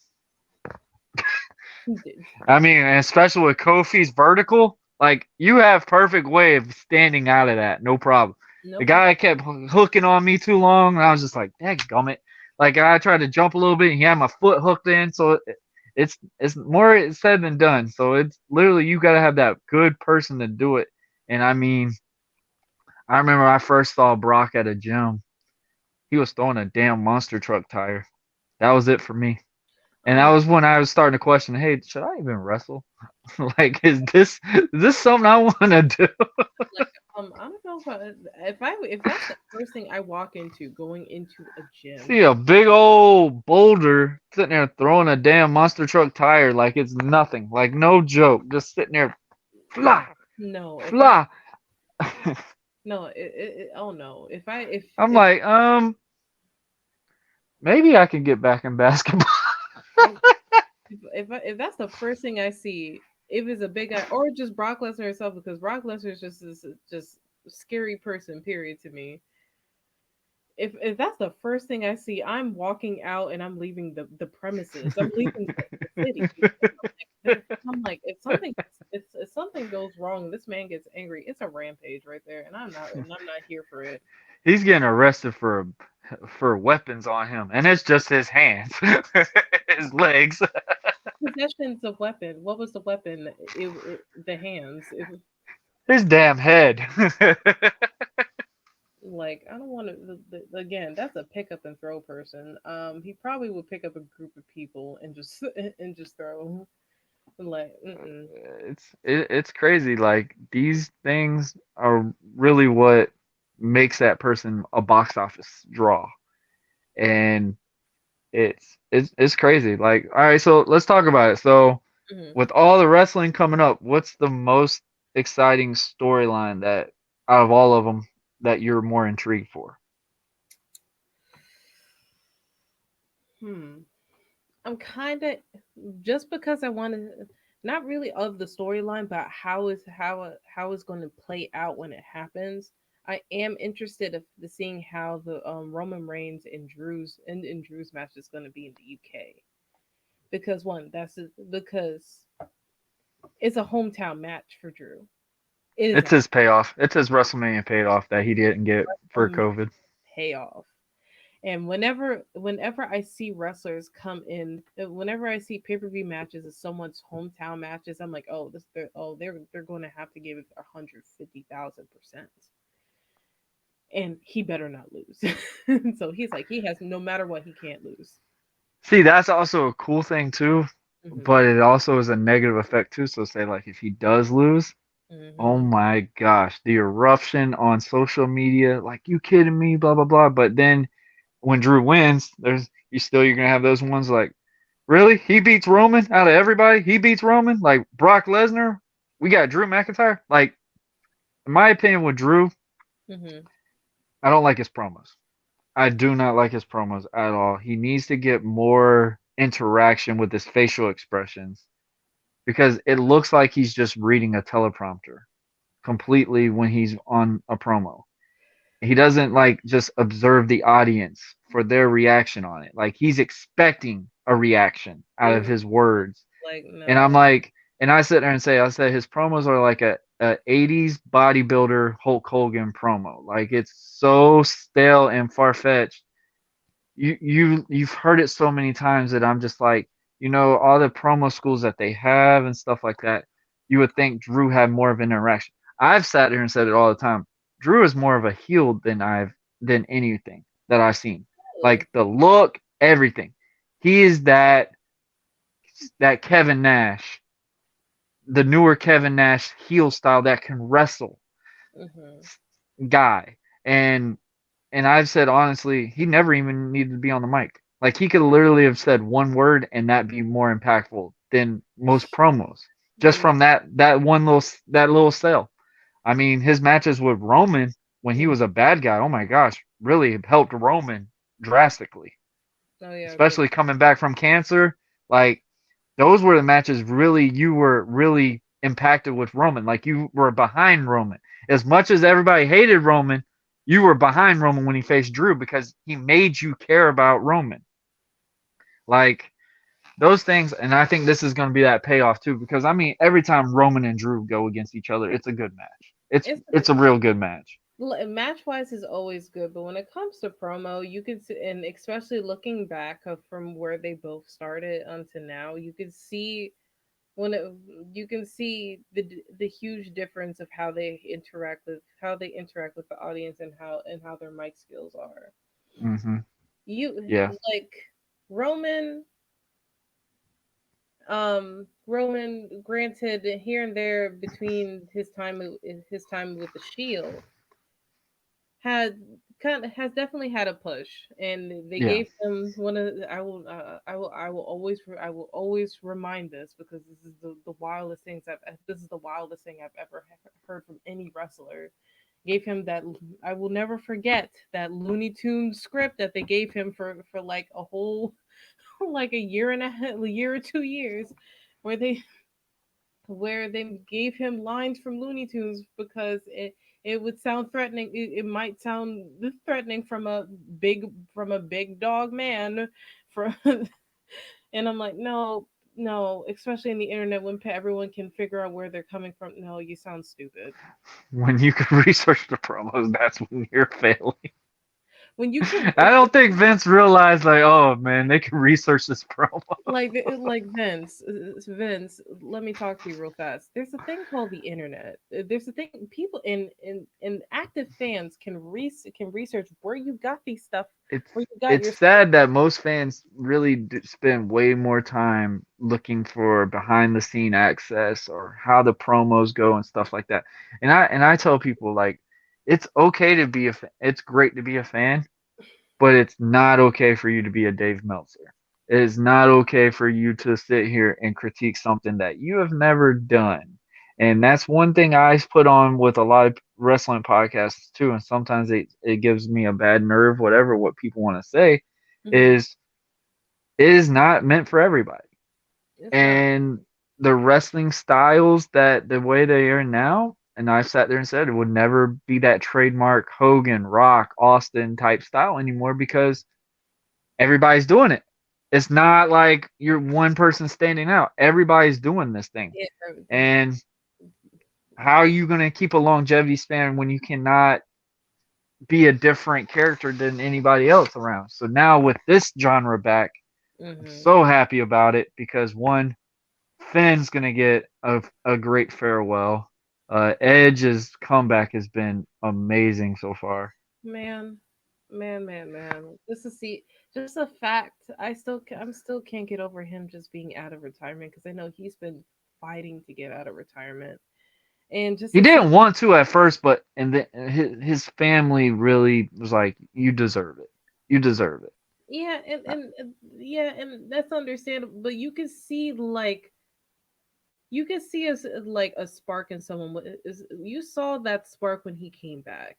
You saw that it was like a lightning fast spark of someone who's been like gaining to come back. He's been wanting to wrestle for so long. He was like, and I will still it was still heartbreaking.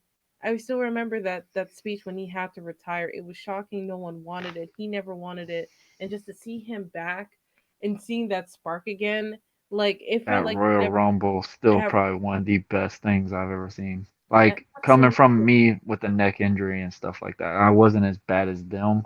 Mhm. I stopped because of personal experiences with my mom. And my mom's had a neck injury since she was 16 years old. She has herniated discs. Literally, my mom's got metal all down her neck.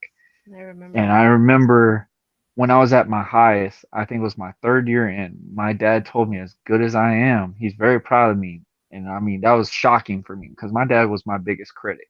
Like, my dad was the hardest guy to please when it came to sports, anything for me. So when I was with my Mhm. mom was like my mom and my dad because my dad was in the military. So we all know how that goes. So I was more connected with my mom. And my mom had no filter, and my mom would give you exactly how it is. She don't care if it was her baby wrestling or whatever. My mom gave me flat out, you sucked, or you legit like you you did good this, and then you need to work on your expressions, stuff like that. Mhm. But when my mom was 16, she was in a car accident, and she had a real bad neck injury before it. And I've been basically I almost had to take care of her since I was like 5 years old, in and Mhm. out of the hospital with my mom.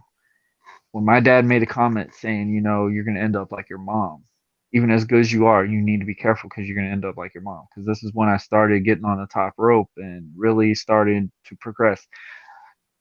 Selling merch, everything, it's going so well, everything. But when that comment happened, my dad looked at me and said, "You're going to end up like your mom." I took a negative effect towards it. I'm like, "No, I'm bulletproof. Like I never got hurt at that time, so I'm thinking I'm good. I'm not going to worry about anything." The next show, I started having a knee injury, and I had to work on a match. And this is when I won a title, my first title match. I got hurt, won the title, but I got hurt. But I didn't want to tell nobody. I didn't want to tell nobody because, I mean, I busted my ass for 3 years to get this title. To get Like I've there you go. to get my representation, I'm going to do as much as I can to get out of it. Mhm. And I would try to find ways to bump. Like I was known for my drop kicks. I couldn't throw a perfect drop kick anymore. So that's when I did the running shotgun kick because I ain't gotta go so high. I can literally just boom into the corner, boom, we're there, go. And it looked really bad one show because the dude, I told him to move out of the way. So when I went to do it, I landed on my knee. Landed on my knee. After I had this conversation with my dad, I got hurt. I realized I'm not bulletproof anymore. Mhm. And I'm still working a warehouse job. I'm AP in the weekends. I'm Warren Marlowe working, you know, 4 a.m. to whenever they're done in the warehouse. And it's not helping my work ability because I'm having to be an active guy. I'm having to go drive a forklift and stuff like that, and I got to go lay out these pallets for like 12 to 13 hours a day. My dad, I'm still hurt. I'm limping and everything. Like it was affecting my work ability and stuff like that. And then when my knee started getting better, I started having like that little neck ordeal when I was training with somebody. It was a new guy. Mhm. I'm always known to help new guys out and stuff like that. He went to slam me. He didn't protect the slam because he wasn't used to giving it to somebody as often. I landed wrong. But with my adrenaline, Mhm. I'm fine. I'm good. I mean, I just told him, give me a little break, whatever, and I got back in the ring, no problem. But when you start I got in the car. I drove halfway home. Mhm. I couldn't do this. Mm-mm. Couldn't do this while I'm driving. This is a scary moment for me because I'm sitting there having to go like this to the rear view mirror. Like I have to look at it like this. I was terrified. I had to pull over and have my wife come pick me up. And that's when I started. And God forbid, like she was pregnant too at the time. Like we were just about to have our daughter. Oh wow. So when that happened, actually no, we literally had my daughter like not even 2 weeks later. Um, that moment happened. Like my neck was stiff for like 6 days. And actually, that's a lie. We already did have her born and stuff like that, and I couldn't hold her because I was afraid. Like I could not do this for 4 days straight, and I made the decision. I cannot do this anymore. And that was one thing because I stopped it quick because my neck and I knew with my mom and stuff like that, I did not want metal plates in my neck. And then I watched Edge, and I watched Daniel Bryan, I watched Paige, all because of neck injuries and stuff All like because that. of neck injuries. And I was like, you know what? I'm not going to be one of those statistics. I'm not going to be that person. I could keep doing this and literally go brain dead because my neck is just not going to be able to hold up anymore. I'm going to be paralyzed in a freaking wheelchair or something like that. So I shut it down faster than I could. And I tried to come back a little early, did well for half a year. I basically diagnosed my own self. I took time off thinking, the doctor told me don't do this again. And I went right back and did it again and messed it up even more. And then that's when I made that decision. I'm done. I cannot do this anymore. I couldn't even drop a title to the match because I had a neck injury and stuff. So I'm like, I'm scared to even do the bumps. And that's another reason why I'm back to what I'm doing this last one is because I was not happy with my finish. Right. I feel like everybody deserves a good farewell with my character. Like especially with this podcast now, people have researched so much more of my character. And I remember when I first started this podcast, I thought I needed to write the coattail of AP because that's what people knew me of. And obviously, I broke the fifth wall because a mask character, you don't reveal who you are. I broke that fifth wall my second season because I thought I'm done. I thought I'm never coming back. I thought this was it. And then we had that episode, that 100 episode with Nino, and that one just elevated up to so much more. And the build has been so crazy. I've trained my ass off on this. I've been hesitant on it, but I've gone to doctors and they've checked out on stuff. And of course, the main thing that got me to want to do this shit back is when I saw Edge come back. I saw Daniel Bryan come back. I've seen Paige's health is coming back together. I'm like, you know what? I only got one life to live. Am I happy with what I did? And I said, you know what? I'm not going to be upset if I never did come back, but I want that for me. I want that for my farewell. Like I feel like I deserve it for me to be pleased of what I had. And the way I've been back in the ring and stuff like that, it's been so insane now that I'm very happy about what I've been. Now, granted, my first day back in the ring, I was never known to ever get blown up. And I know if my boy Logan comes on here, he might make a comment about it. I was completely blown up. Like my biggest worry was when I went back, I thought the bumps were gonna be troubling, whatever. No, the bumps were fine. Like I'm bumping all over the place. I'm sitting there, cool, whatever. So he's like, "Hey man, you want to take a break or whatever?" I was like, "Nah, I'm good." He's like, "You sure? How's your neck?" And like he was really like nervous and like worried for me. And I'm fine, I'm fine. So I started going to do more, and I was like, you know what? He's telling me how to do these other things, and I went and go do extra because I'm thinking I'm back to that normal mode. I'm like, oh, that was the worst thing I needed. Okay, I'm good. So I started doing the water in the bridge, like you go slingshot out the side and everything. After the second one, I was completely toasted. When I say toasted, I mean I felt like I could not move. And he's like, "All right, we're gonna do a mock match." I'm like, "Oh shit." Oh Lord. So we're going to do a tie up. I'm in this thing a little bit, and he goes to shoot me off the ropes. I did okay, and then when he did a leapfrog, I took a hip toss. I got up for a second, and I was like, "Oh, whoa, okay." Started hitting that whiplash, and then like that cardio started really getting to me again. He's like, "All right, I want to shoot you off, and you're gonna do a schoolboy." So I went to go do the headlock. I went to shoot. I was like, "Bro, I can't move. I'm gassed."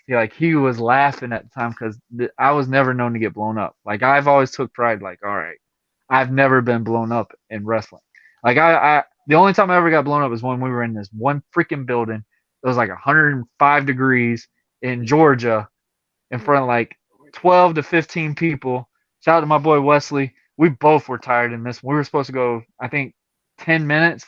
We went 26 minutes. Went 26 minutes. We were completely done. And I still had to do a thing for the main event at the end of that show. So I was completely done. And that mask did not help the breathing ability at all. But Yeah. me coming back in that ring is like when I went back and tried to play basketball, thinking my jump shot's I'm gonna know exactly where that ball goes just first shooting that ball. No, you take a break from it, it's going to it's going to take an effect. You got to build your body back up to get that memory to go Yeah. again. Yeah. And needless to say, that was a tough experience at first. I did finish the mock match after I took like a 30-minute break on a fan because the building was so insanely hot. I mean, good lord. I remember when I was just putting on my knee pads again, which it felt so weird. Like I was so excited that whole day to get to go back in there. I haven't put on an ankle brace and I can't even tell you when. Like I looked great. I literally put on 15 pounds of muscle in like 4 months because of just my eating, and I was so strict on getting myself ready for this. And then I got all these daggum roadblocks come in because I started having acid reflux. Never had that ever in my life. Never had that, and it was killing my eating. Like I went from eating 4,000 calories, I shut down to eating 2,500 a day, and it went down lower because I couldn't keep everything in because my stomach, and I got tired of feeling really bad. So that kind of hit me in a way.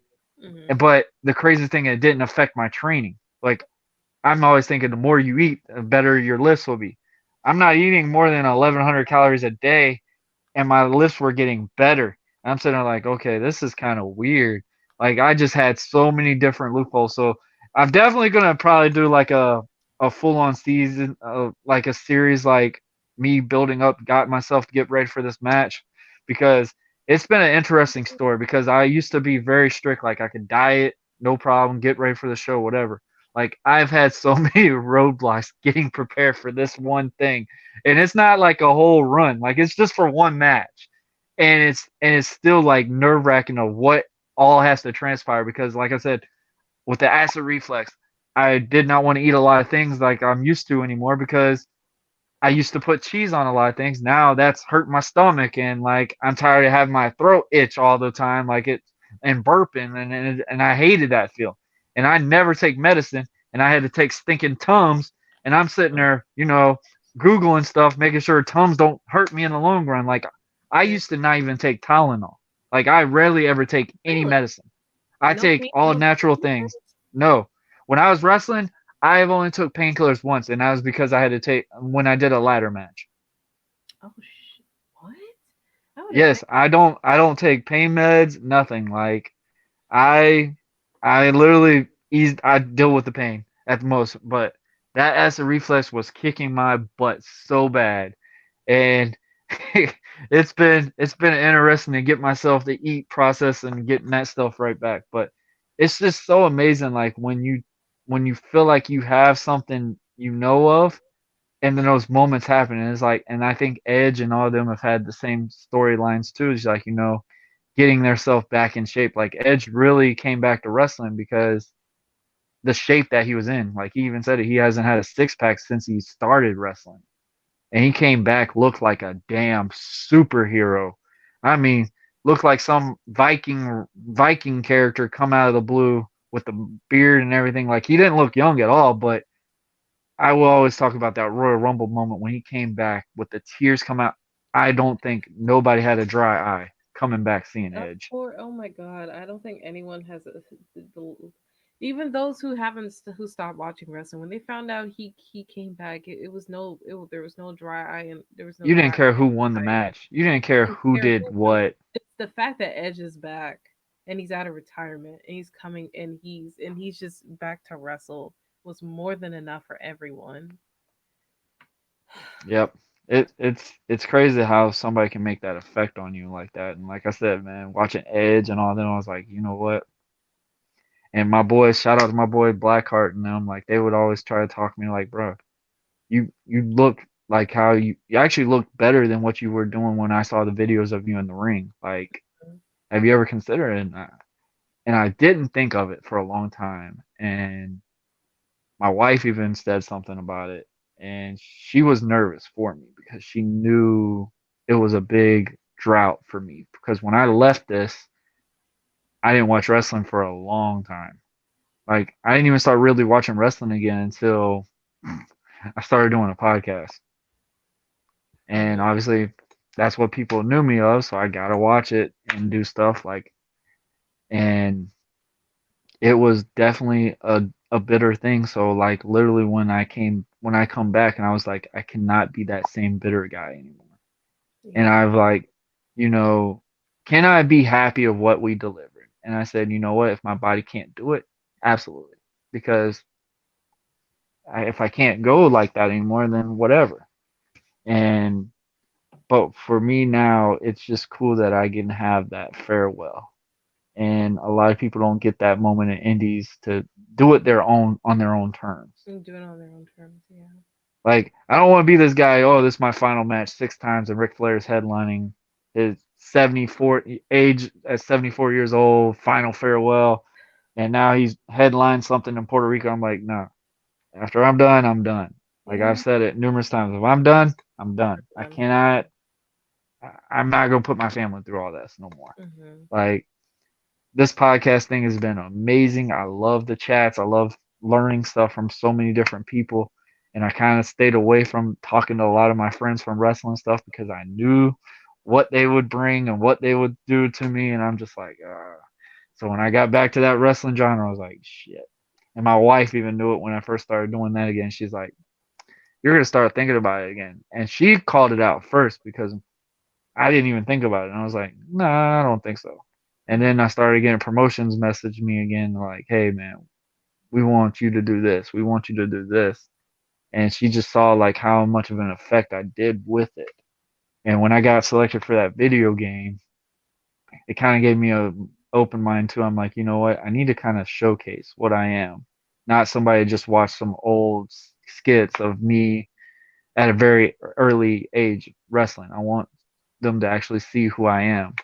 So that was another thing that came involved to it. I think that's kind of like how Ric Flair saw himself. You know, yeah, you know, wrestling's so much evolved now. I think my 74-year-old ass can come in here and not fall asleep 3 times in a match and not remember what the hell's going on in the thing. Like, gosh, that was. Well, when you honestly, when you have when there is a calling for something, when someone has a calling for something, and you've and whenever that particular calling comes in the room, it's hard to it's hard for them to not ignore it.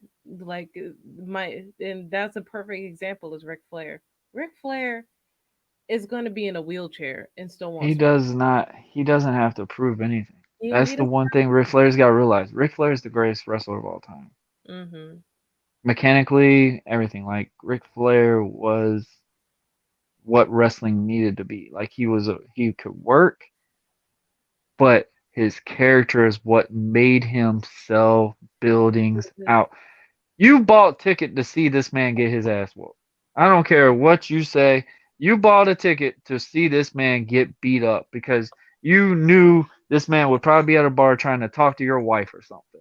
Like that was what his character was, which he really was that way, and one reason why he's been married 5 times. But you got to learn how to give it up. And I think Triple H made the best farewell I think out of anybody.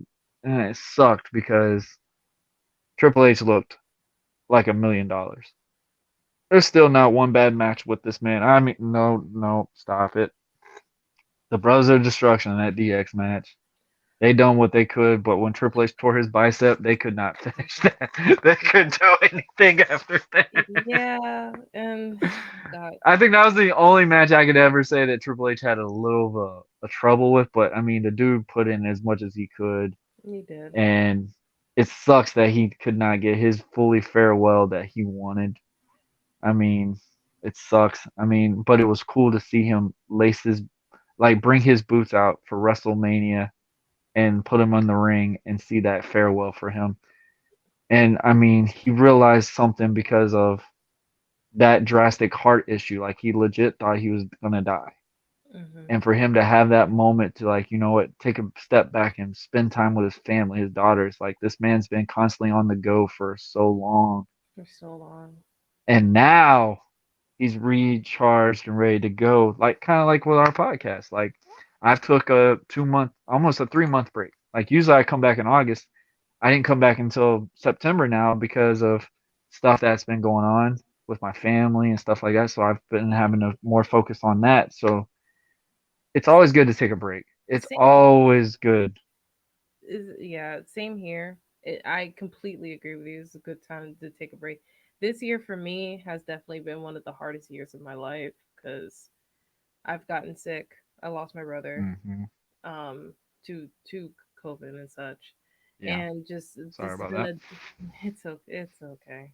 It's been a downward spiral of just trying to like put just oops trying to pick myself back up. But Mm-hmm. to be honest with you, when you invited me back to your podcast, it like I got excited. I got excited and made me really happy because I'm like I miss podcasting. I haven't podcasted my a single episode of my podcast for a long while, and it's Mm-hmm. just me trying to like relook at things and trying to um try to relook at things and see where I want to go with it. I still love my podcast the way it is, but it's definitely I definitely needed a break from it. My team said Yeah. I needed a break from it because I went through a whole long list of months even before this year started, a long list of BS and tomfoolery. And Mm-hmm. it's always good to take a break. I'm still trying to make some changes and such. Mm-hmm. But again, I do agree when it came to Triple H because Triple H has done it all. He has done it all. He has seen it all. He and honestly, he's the best person out of anyone in WWE, especially right now, to be in charge of the company. Of course, we already know Mm-hmm. the McMahon's with Shane and with Shane and Stephanie. Of course, we knew they were going to be in charge in some way and whatnot. That's never been a thought in mind. But for Triple H, for someone who has been trained into the art Has won form, almost every title as well. He's who won every title on there. has won every single title, has trained under the art form for his entire life. Literally married the CEO's daughter and got the kids in the bag. If we gotta be honest, And it and wasn't a smart idea at first because he took some heat for oh, all that. absolutely, I've seen it. I definitely seen it. He took a lot of heat on it, but hey, it worked out in the end, and we all see it. And hell, and now he got him not himself and his buddies. So it's gonna be an old school bro fest and the creative talent director line trying to get these new talent in here so we can have legendary matches. We can have actual good legendary matches. So I and so when you say the blueprint when it comes to a wrestler. Ric Flair is definitely one of them. That's always been Mm-hmm. it. And I believe every era, or I see as every era is like a generation because we've had pre popular WWE, then of course the Attitude Era, the most legendary one of course, and then the Ruthless Aggression era, and then the current era that we have right now. Well, actually, no, the Ruthless. Well, can we call the Ruthless Aggression era the PG era? No, I don't think so. I would say that was like the in between still with the attitude. Just they Yeah, needed a pickup from Rock and Austin yeah, they and yeah. to literally the Disney era. The Disney era. Now we're to the Disney era to the women era. uh, That's what I really would call it, the women era. To women now the the wrestling era. the women division era when when Stephanie was like, okay, old man, okay, old man, sit in your corner, let me handle this, and and took over, and history was and changed the women's division Hmm. that changed the women division period. Um, there's I always believe there is a blueprint for each generation. We see it with Ric Flair. We see it with The Rock. We see it with Cena. We see it with Stone. Um, and personally speaking, I don't see it yet for our current roster just yet. Roman Reigns is up there. He's getting there, but I don't think Roman could be the great spokesperson for somebody with cancer or something like that, honestly. Almost definitely, almost definitely, almost definitely, That's Mister. the sad part with that part too. Is literally that's really how the fans got behind him was because of the cancer thing. And the sad thing is, a lot of fans even thought, "Oh, he faked it for a while." I'm like, "Nah, this guy legit had it."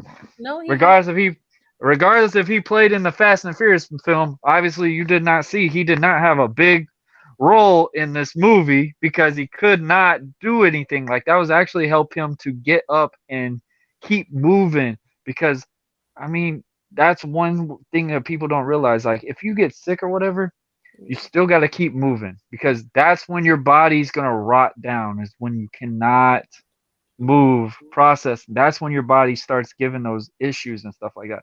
Mm-hmm. And I love how when you said you going through your tough times and stuff like that.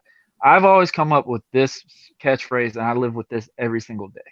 And Mm-hmm. I've been on like 30 podcasts and I think people have really seen my true character. Yes, I'm a wrestler or whatever, but when you get me on, you see the personality, you see my stories, you see that I really can back up the stories that I can relate to and stuff like that. Mm-hmm. Like I'm not 100% a goody good guy. Literally, I've had my flaws, I've had my struggles and stuff like this. I've went through, you know, issues. I'm on child support, stuff like that. And not because I'm a bad parent, it's just because I became that dad that wants to be there for his child and mommy's just doesn't want that for me and she needs extra paychecks and stuff like that. Like life happens that way. Mm-hmm. And people could still judge me that way still, but I always say to this motto, every setback makes one hell of a comeback. And that Absolutely. is one thing I live by every single day. Like I live my moments for my kids. And when I'm not here anymore, especially seeing this visual now, I think this will be the first time I've come out saying it on Buzzing with Marlo about my father-in-law.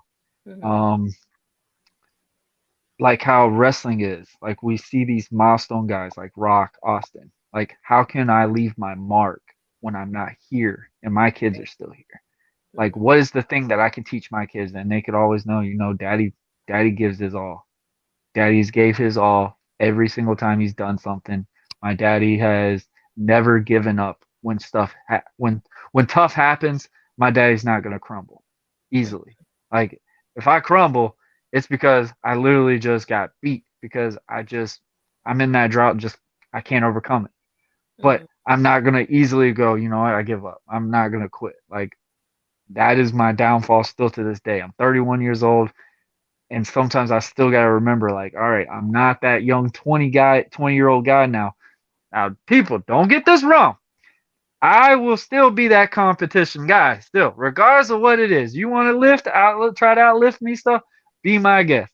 I will gladly have these competitions still. Now, sometimes my ego can still get the best of me sometimes because I don't realize, okay, yeah, my speed is not as as 100 times better as it used to be when I was in college and stuff like that. Mm-hmm. But I can still go. I can still do this. I can still, at that time. But that's one thing people don't realize is Mm-hmm. you still you're still a human. You're still human, regardless of what it is. Like, still keep moving. The worst you can do is just sit there and not do anything. Exactly. And that's the part that's where a lot of the downward spirals come in. That's where the depression comes in. That's where rock bottom hits. That's where you literally get those extra voices that you don't need, and that's where statistics start happening. And I'm pretty sure you know what that means. Oh yeah, Um, absolutely. just a lot of people just need to. The hardest thing to do is get up. It is. When you get up, you've overcome half of the obstacle. Now you just need to go find the path that you need. Mm-hmm.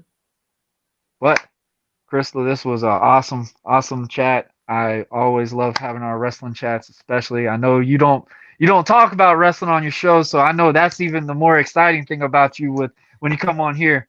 Um, Oh, Crystal, is there any final words you want to say?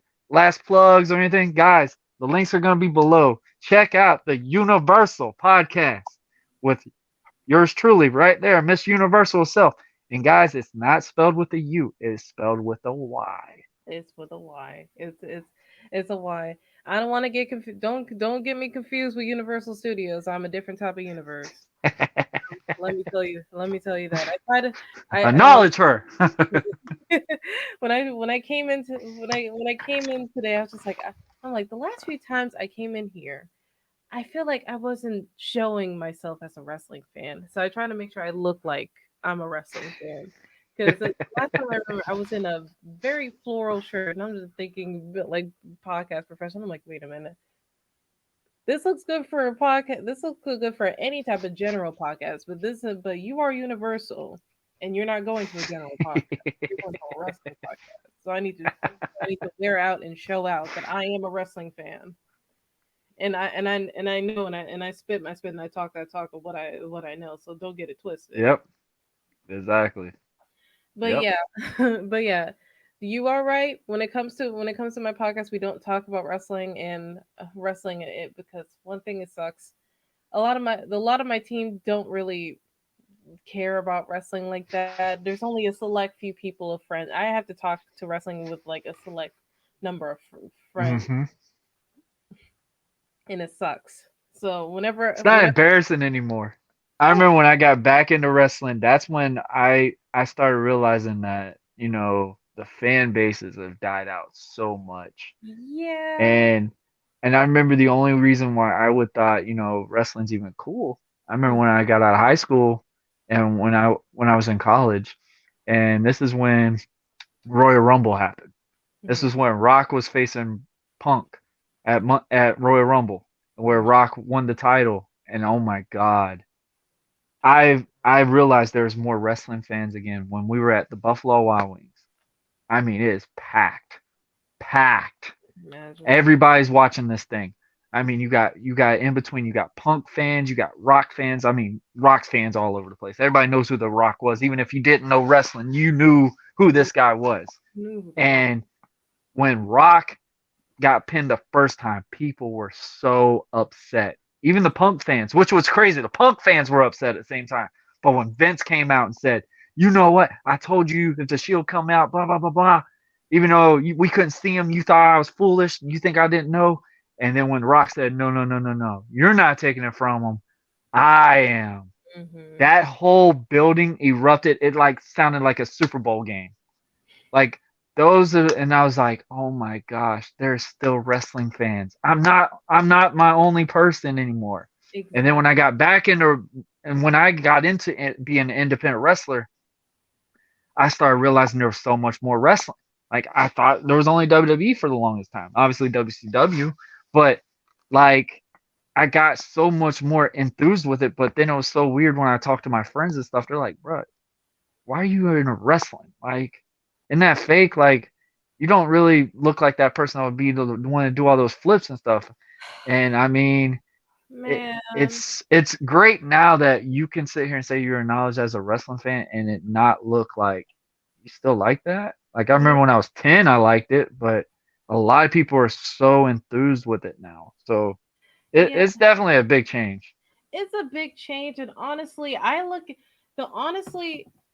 look at someone who will continue to say, "Oh, wrestling is like okay." You look more stupid saying that because no one cares. We love it as the art I form and what it I is. tell people, I said, well, that fake stuff had me with more concussions than I needed to count on my Exactly. hands, Yeah. and I've had neck problems due to this fake thing. So next, Next, are you gonna go? Are you gonna go to a Broadway show and say this is they're like they're faking it? They're faking. Are you going to go to? Are you going? Are you going to go to an event where where things are scripted and you're like, oh my god, they're faking it? Like you're gonna look stupid. So don't do the same thing with wrestling. It's dumb at this point. Like you look uh, more stupid saying it. you watch Marvel films, you know that obviously you cannot fly. You know obviously you can't do this, but would Marvel be what it is if it was more that reality look? No. Right. Like the reason why Marvel has been so popular because you get to see Iron Man in that suit, not in an animated version, like legit suit. Hmm. Like it looks like something off of Star Wars, and it looks amazing. Like it Yeah, gives you that eye dropping thing. Like those things, people are always gonna have something. they're always gonna have something, but if you're gonna blade out the obvious that everyone not know at this point, that everyone knows at this point, you look I just stupid. tell people get in there, go find a ring and try it. Yeah, like go find a ring and try it. I remember, this is interesting, but I saw this episode. I don't know if you know this. There's a legendary skateboarder named Rob Deerdeck, and Uh huh. he did like a charity match for WWE Yeah. where his whole intro was him skateboarding into the ring. I thought that was cool. I thought that was all. And I was a big, I was a heavier wrestling. I was a heavier WWE wrestling fan back then. So I was like, oh my Hmm. god, Rob Deerdeck of WWE. Oh my god, two worlds collide. This is awesome. And he was going against Zack Ryder and someone else. I can't remember. And it was a tag team match. Was it with Hugh Jackman you're talking about? Was it I with Hugh Jackman I think where so. he punches Zack Ryder? I think so. No. It wasn't. It was no the Hugh Jackman one. That was on Raw, right? I think it was on Raw. Oh, so it was a SmackDown? No, it wasn't. No, it wasn't on Raw or Oh, SmackDown. it was one of the house shows. Yeah. I know what you're It was talking at about a now. house show, so it was a house charity It was match. on one of his MTV shows, I think. Yeah, He so actually had it on the thing. it was. That's where I watched it, and of course they let him. Of course he did. He gave it his all. He did win, but you could see the literal exhaustion and pain that he felt afterwards. Like he said, I'm in a lot of pain, but I'm really glad I did it. So I'm like, so like as much as He could mark it on his bucket list. you can mark it on like that's a huge bucket list. You've been in a WWE match, and A lot of us haven't even had that chance. exactly. So, which is why I still can't believe that happened. But that was just, but to me, to like 11-year-old me, that was awesome. Hmm. But but yeah, you like get if you want to bitch and complain of like it being fake, go into the ring, go against Brock Lesnar, go against just and see how like and ask him how strong, like it's like going to the Salty Spittoon, how strong are you? He's gonna pick up and throw you throw you into the audience. You're gonna look dumb. Don't do that. Yep. Don't do that. Yep. Like But yeah, it's funny. Like, and that's one thing. Like, I point out when I do these Facebook groups and stuff. Like, all these people want to sit here and put these obvious and stuff. And mm-hmm. then when I make the little banter comments, and it's just like it gets so like offended. I'm like, have you ever been in the ring? Like, have you ever seen what transpires in the match? Like, and I tell them, don't that make you even more like admire what people do? Because if they already know, and I said, here's the best way to tell about wrestling. You say it's predetermined, but Mm-hmm. how do you know who wins the match? Because the Exactly. only two that knows the matches, and I said I've been in numerous matches that I was told to finish when I got to the ring. Right. When I got to the ring, the referee whispered in my ear before my opponent got there. Or the funniest one, I was told I was supposed to win this title match the whole day, Mm-hmm. and it got changed when we tied up. Mm. So we had to figure out a finish while we're tying up. But everything else was just by a hit, just like you're going through it. And that's one thing I tell people, like, wrestling don't get a lot of acknowledgement with this, but it's so nerve wracking that you watch a show, watch this match, and most of it's not pre-planned. Most of it is literally off the head, and we're just going with the flow. We're gonna see what we can. Yeah, we know who wins or loses, but that's it. That's it. Yeah. Everything else, we've got to figure that all through. So if someone gets lost, guess what? If my opponent gets lost, I got to figure out a spot where I can take over and just hold a headlock, or have him hold me in a headlock, and we go over and figure out what we're gonna do. Like, people don't realize that's one thing I loved about doing these podcasts at first. I was like, the most thing that I remember in a wrestling match is not fan reaction, the conversations I have with my opponent. Like, some of them could be absolutely funny. Like, I used to be the prankster. I used to literally try to get you to break your character in the matches. I was known for it. And I got one of our main veterans. Shout out to my boy my buddy Jamie McKinnon. Um, Mhm. I had him because he plays this Texas like redneck brawler cowboy gimmick, and I had him laughing his ass off before he hit me with a lariat because he sat there and said something about Trump, and I was just like, hey, you went bald. Apparently you didn't like his hairstyle. Like I had him dying laughing while we're supposed to be fighting each other. So we're sitting there laughing. The referee's even like falling because he's like, bro, I can't be with you two because I can't even hold my serious face. Like it was like those moments is what I hold dear. Is like people don't realize what all transpires for a match to be produced. Mhm. And that's one thing I wish people could be more admired about. If you're gonna throw critique and like, oh man, he looked blown up and stuff, I'm like, man, get in there and run these ropes. If you're gonna sit there and talk about their cardio, like y'all don't realize what all transpires. It's football drills with no pause button. That's the thing people don't realize. And if the spot messes up, you can redo it. And guess what? You shouldn't even really know what happened because guess what? And Jim Cornette said it best. Botches make it more real. Now I'm not adding like, okay, you picking the guy up and you botched him on the other end, and that's okay. No, like be more protective. Cuff to the head. Do what you need to do because I've took the back fall on these things before, and they're not fun to take. Like in the match, you're great, but when you're driving home and stuff, and you're barely able to move, and it feels like somebody just threw a big old like a refrigerator in front of your face and you just had no pause button to go like wham it's hard to bounce back off of, Right. but it's a hit or miss. But guys, check out her podcast, check out everything this girl's got going. She's definitely going to be back on pretty soon. I'm probably going to have you on a lot more because I think we're going to have something in work where we can do something with wrestling. Oh, um absolutely. I I'm know I know that's something that you've been looking forward to do for a long time. So Oh yeah. definitely look out for that. So Crystal, I greatly appreciate you. You got any last shout outs you want to do before we Uh, head out?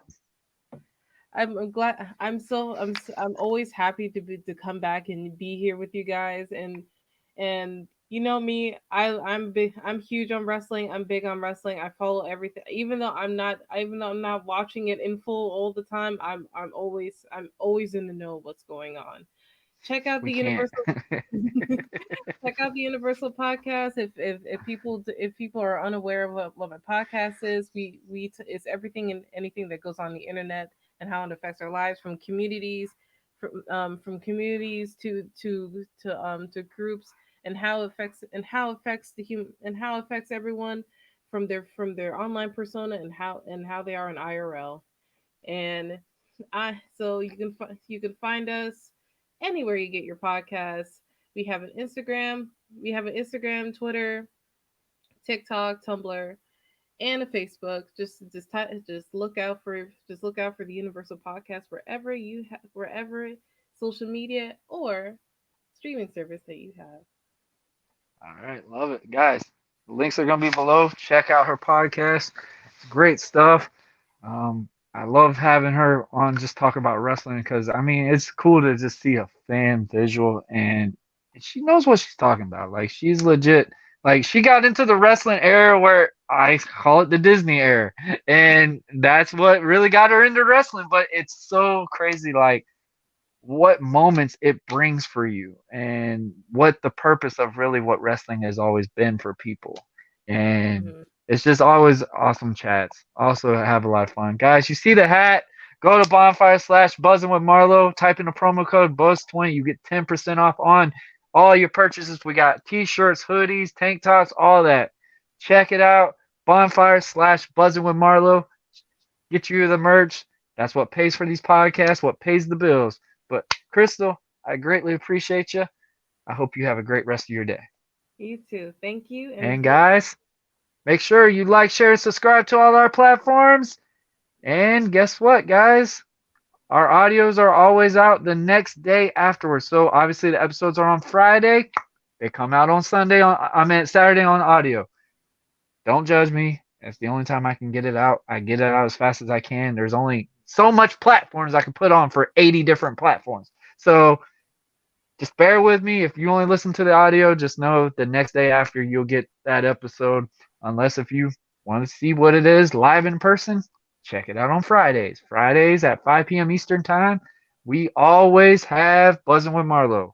So, guys, I'm Warren Marlowe. That's Crystal from Miss Universal. And ladies and gentlemen, we will see you later. See you Later, next guys. time.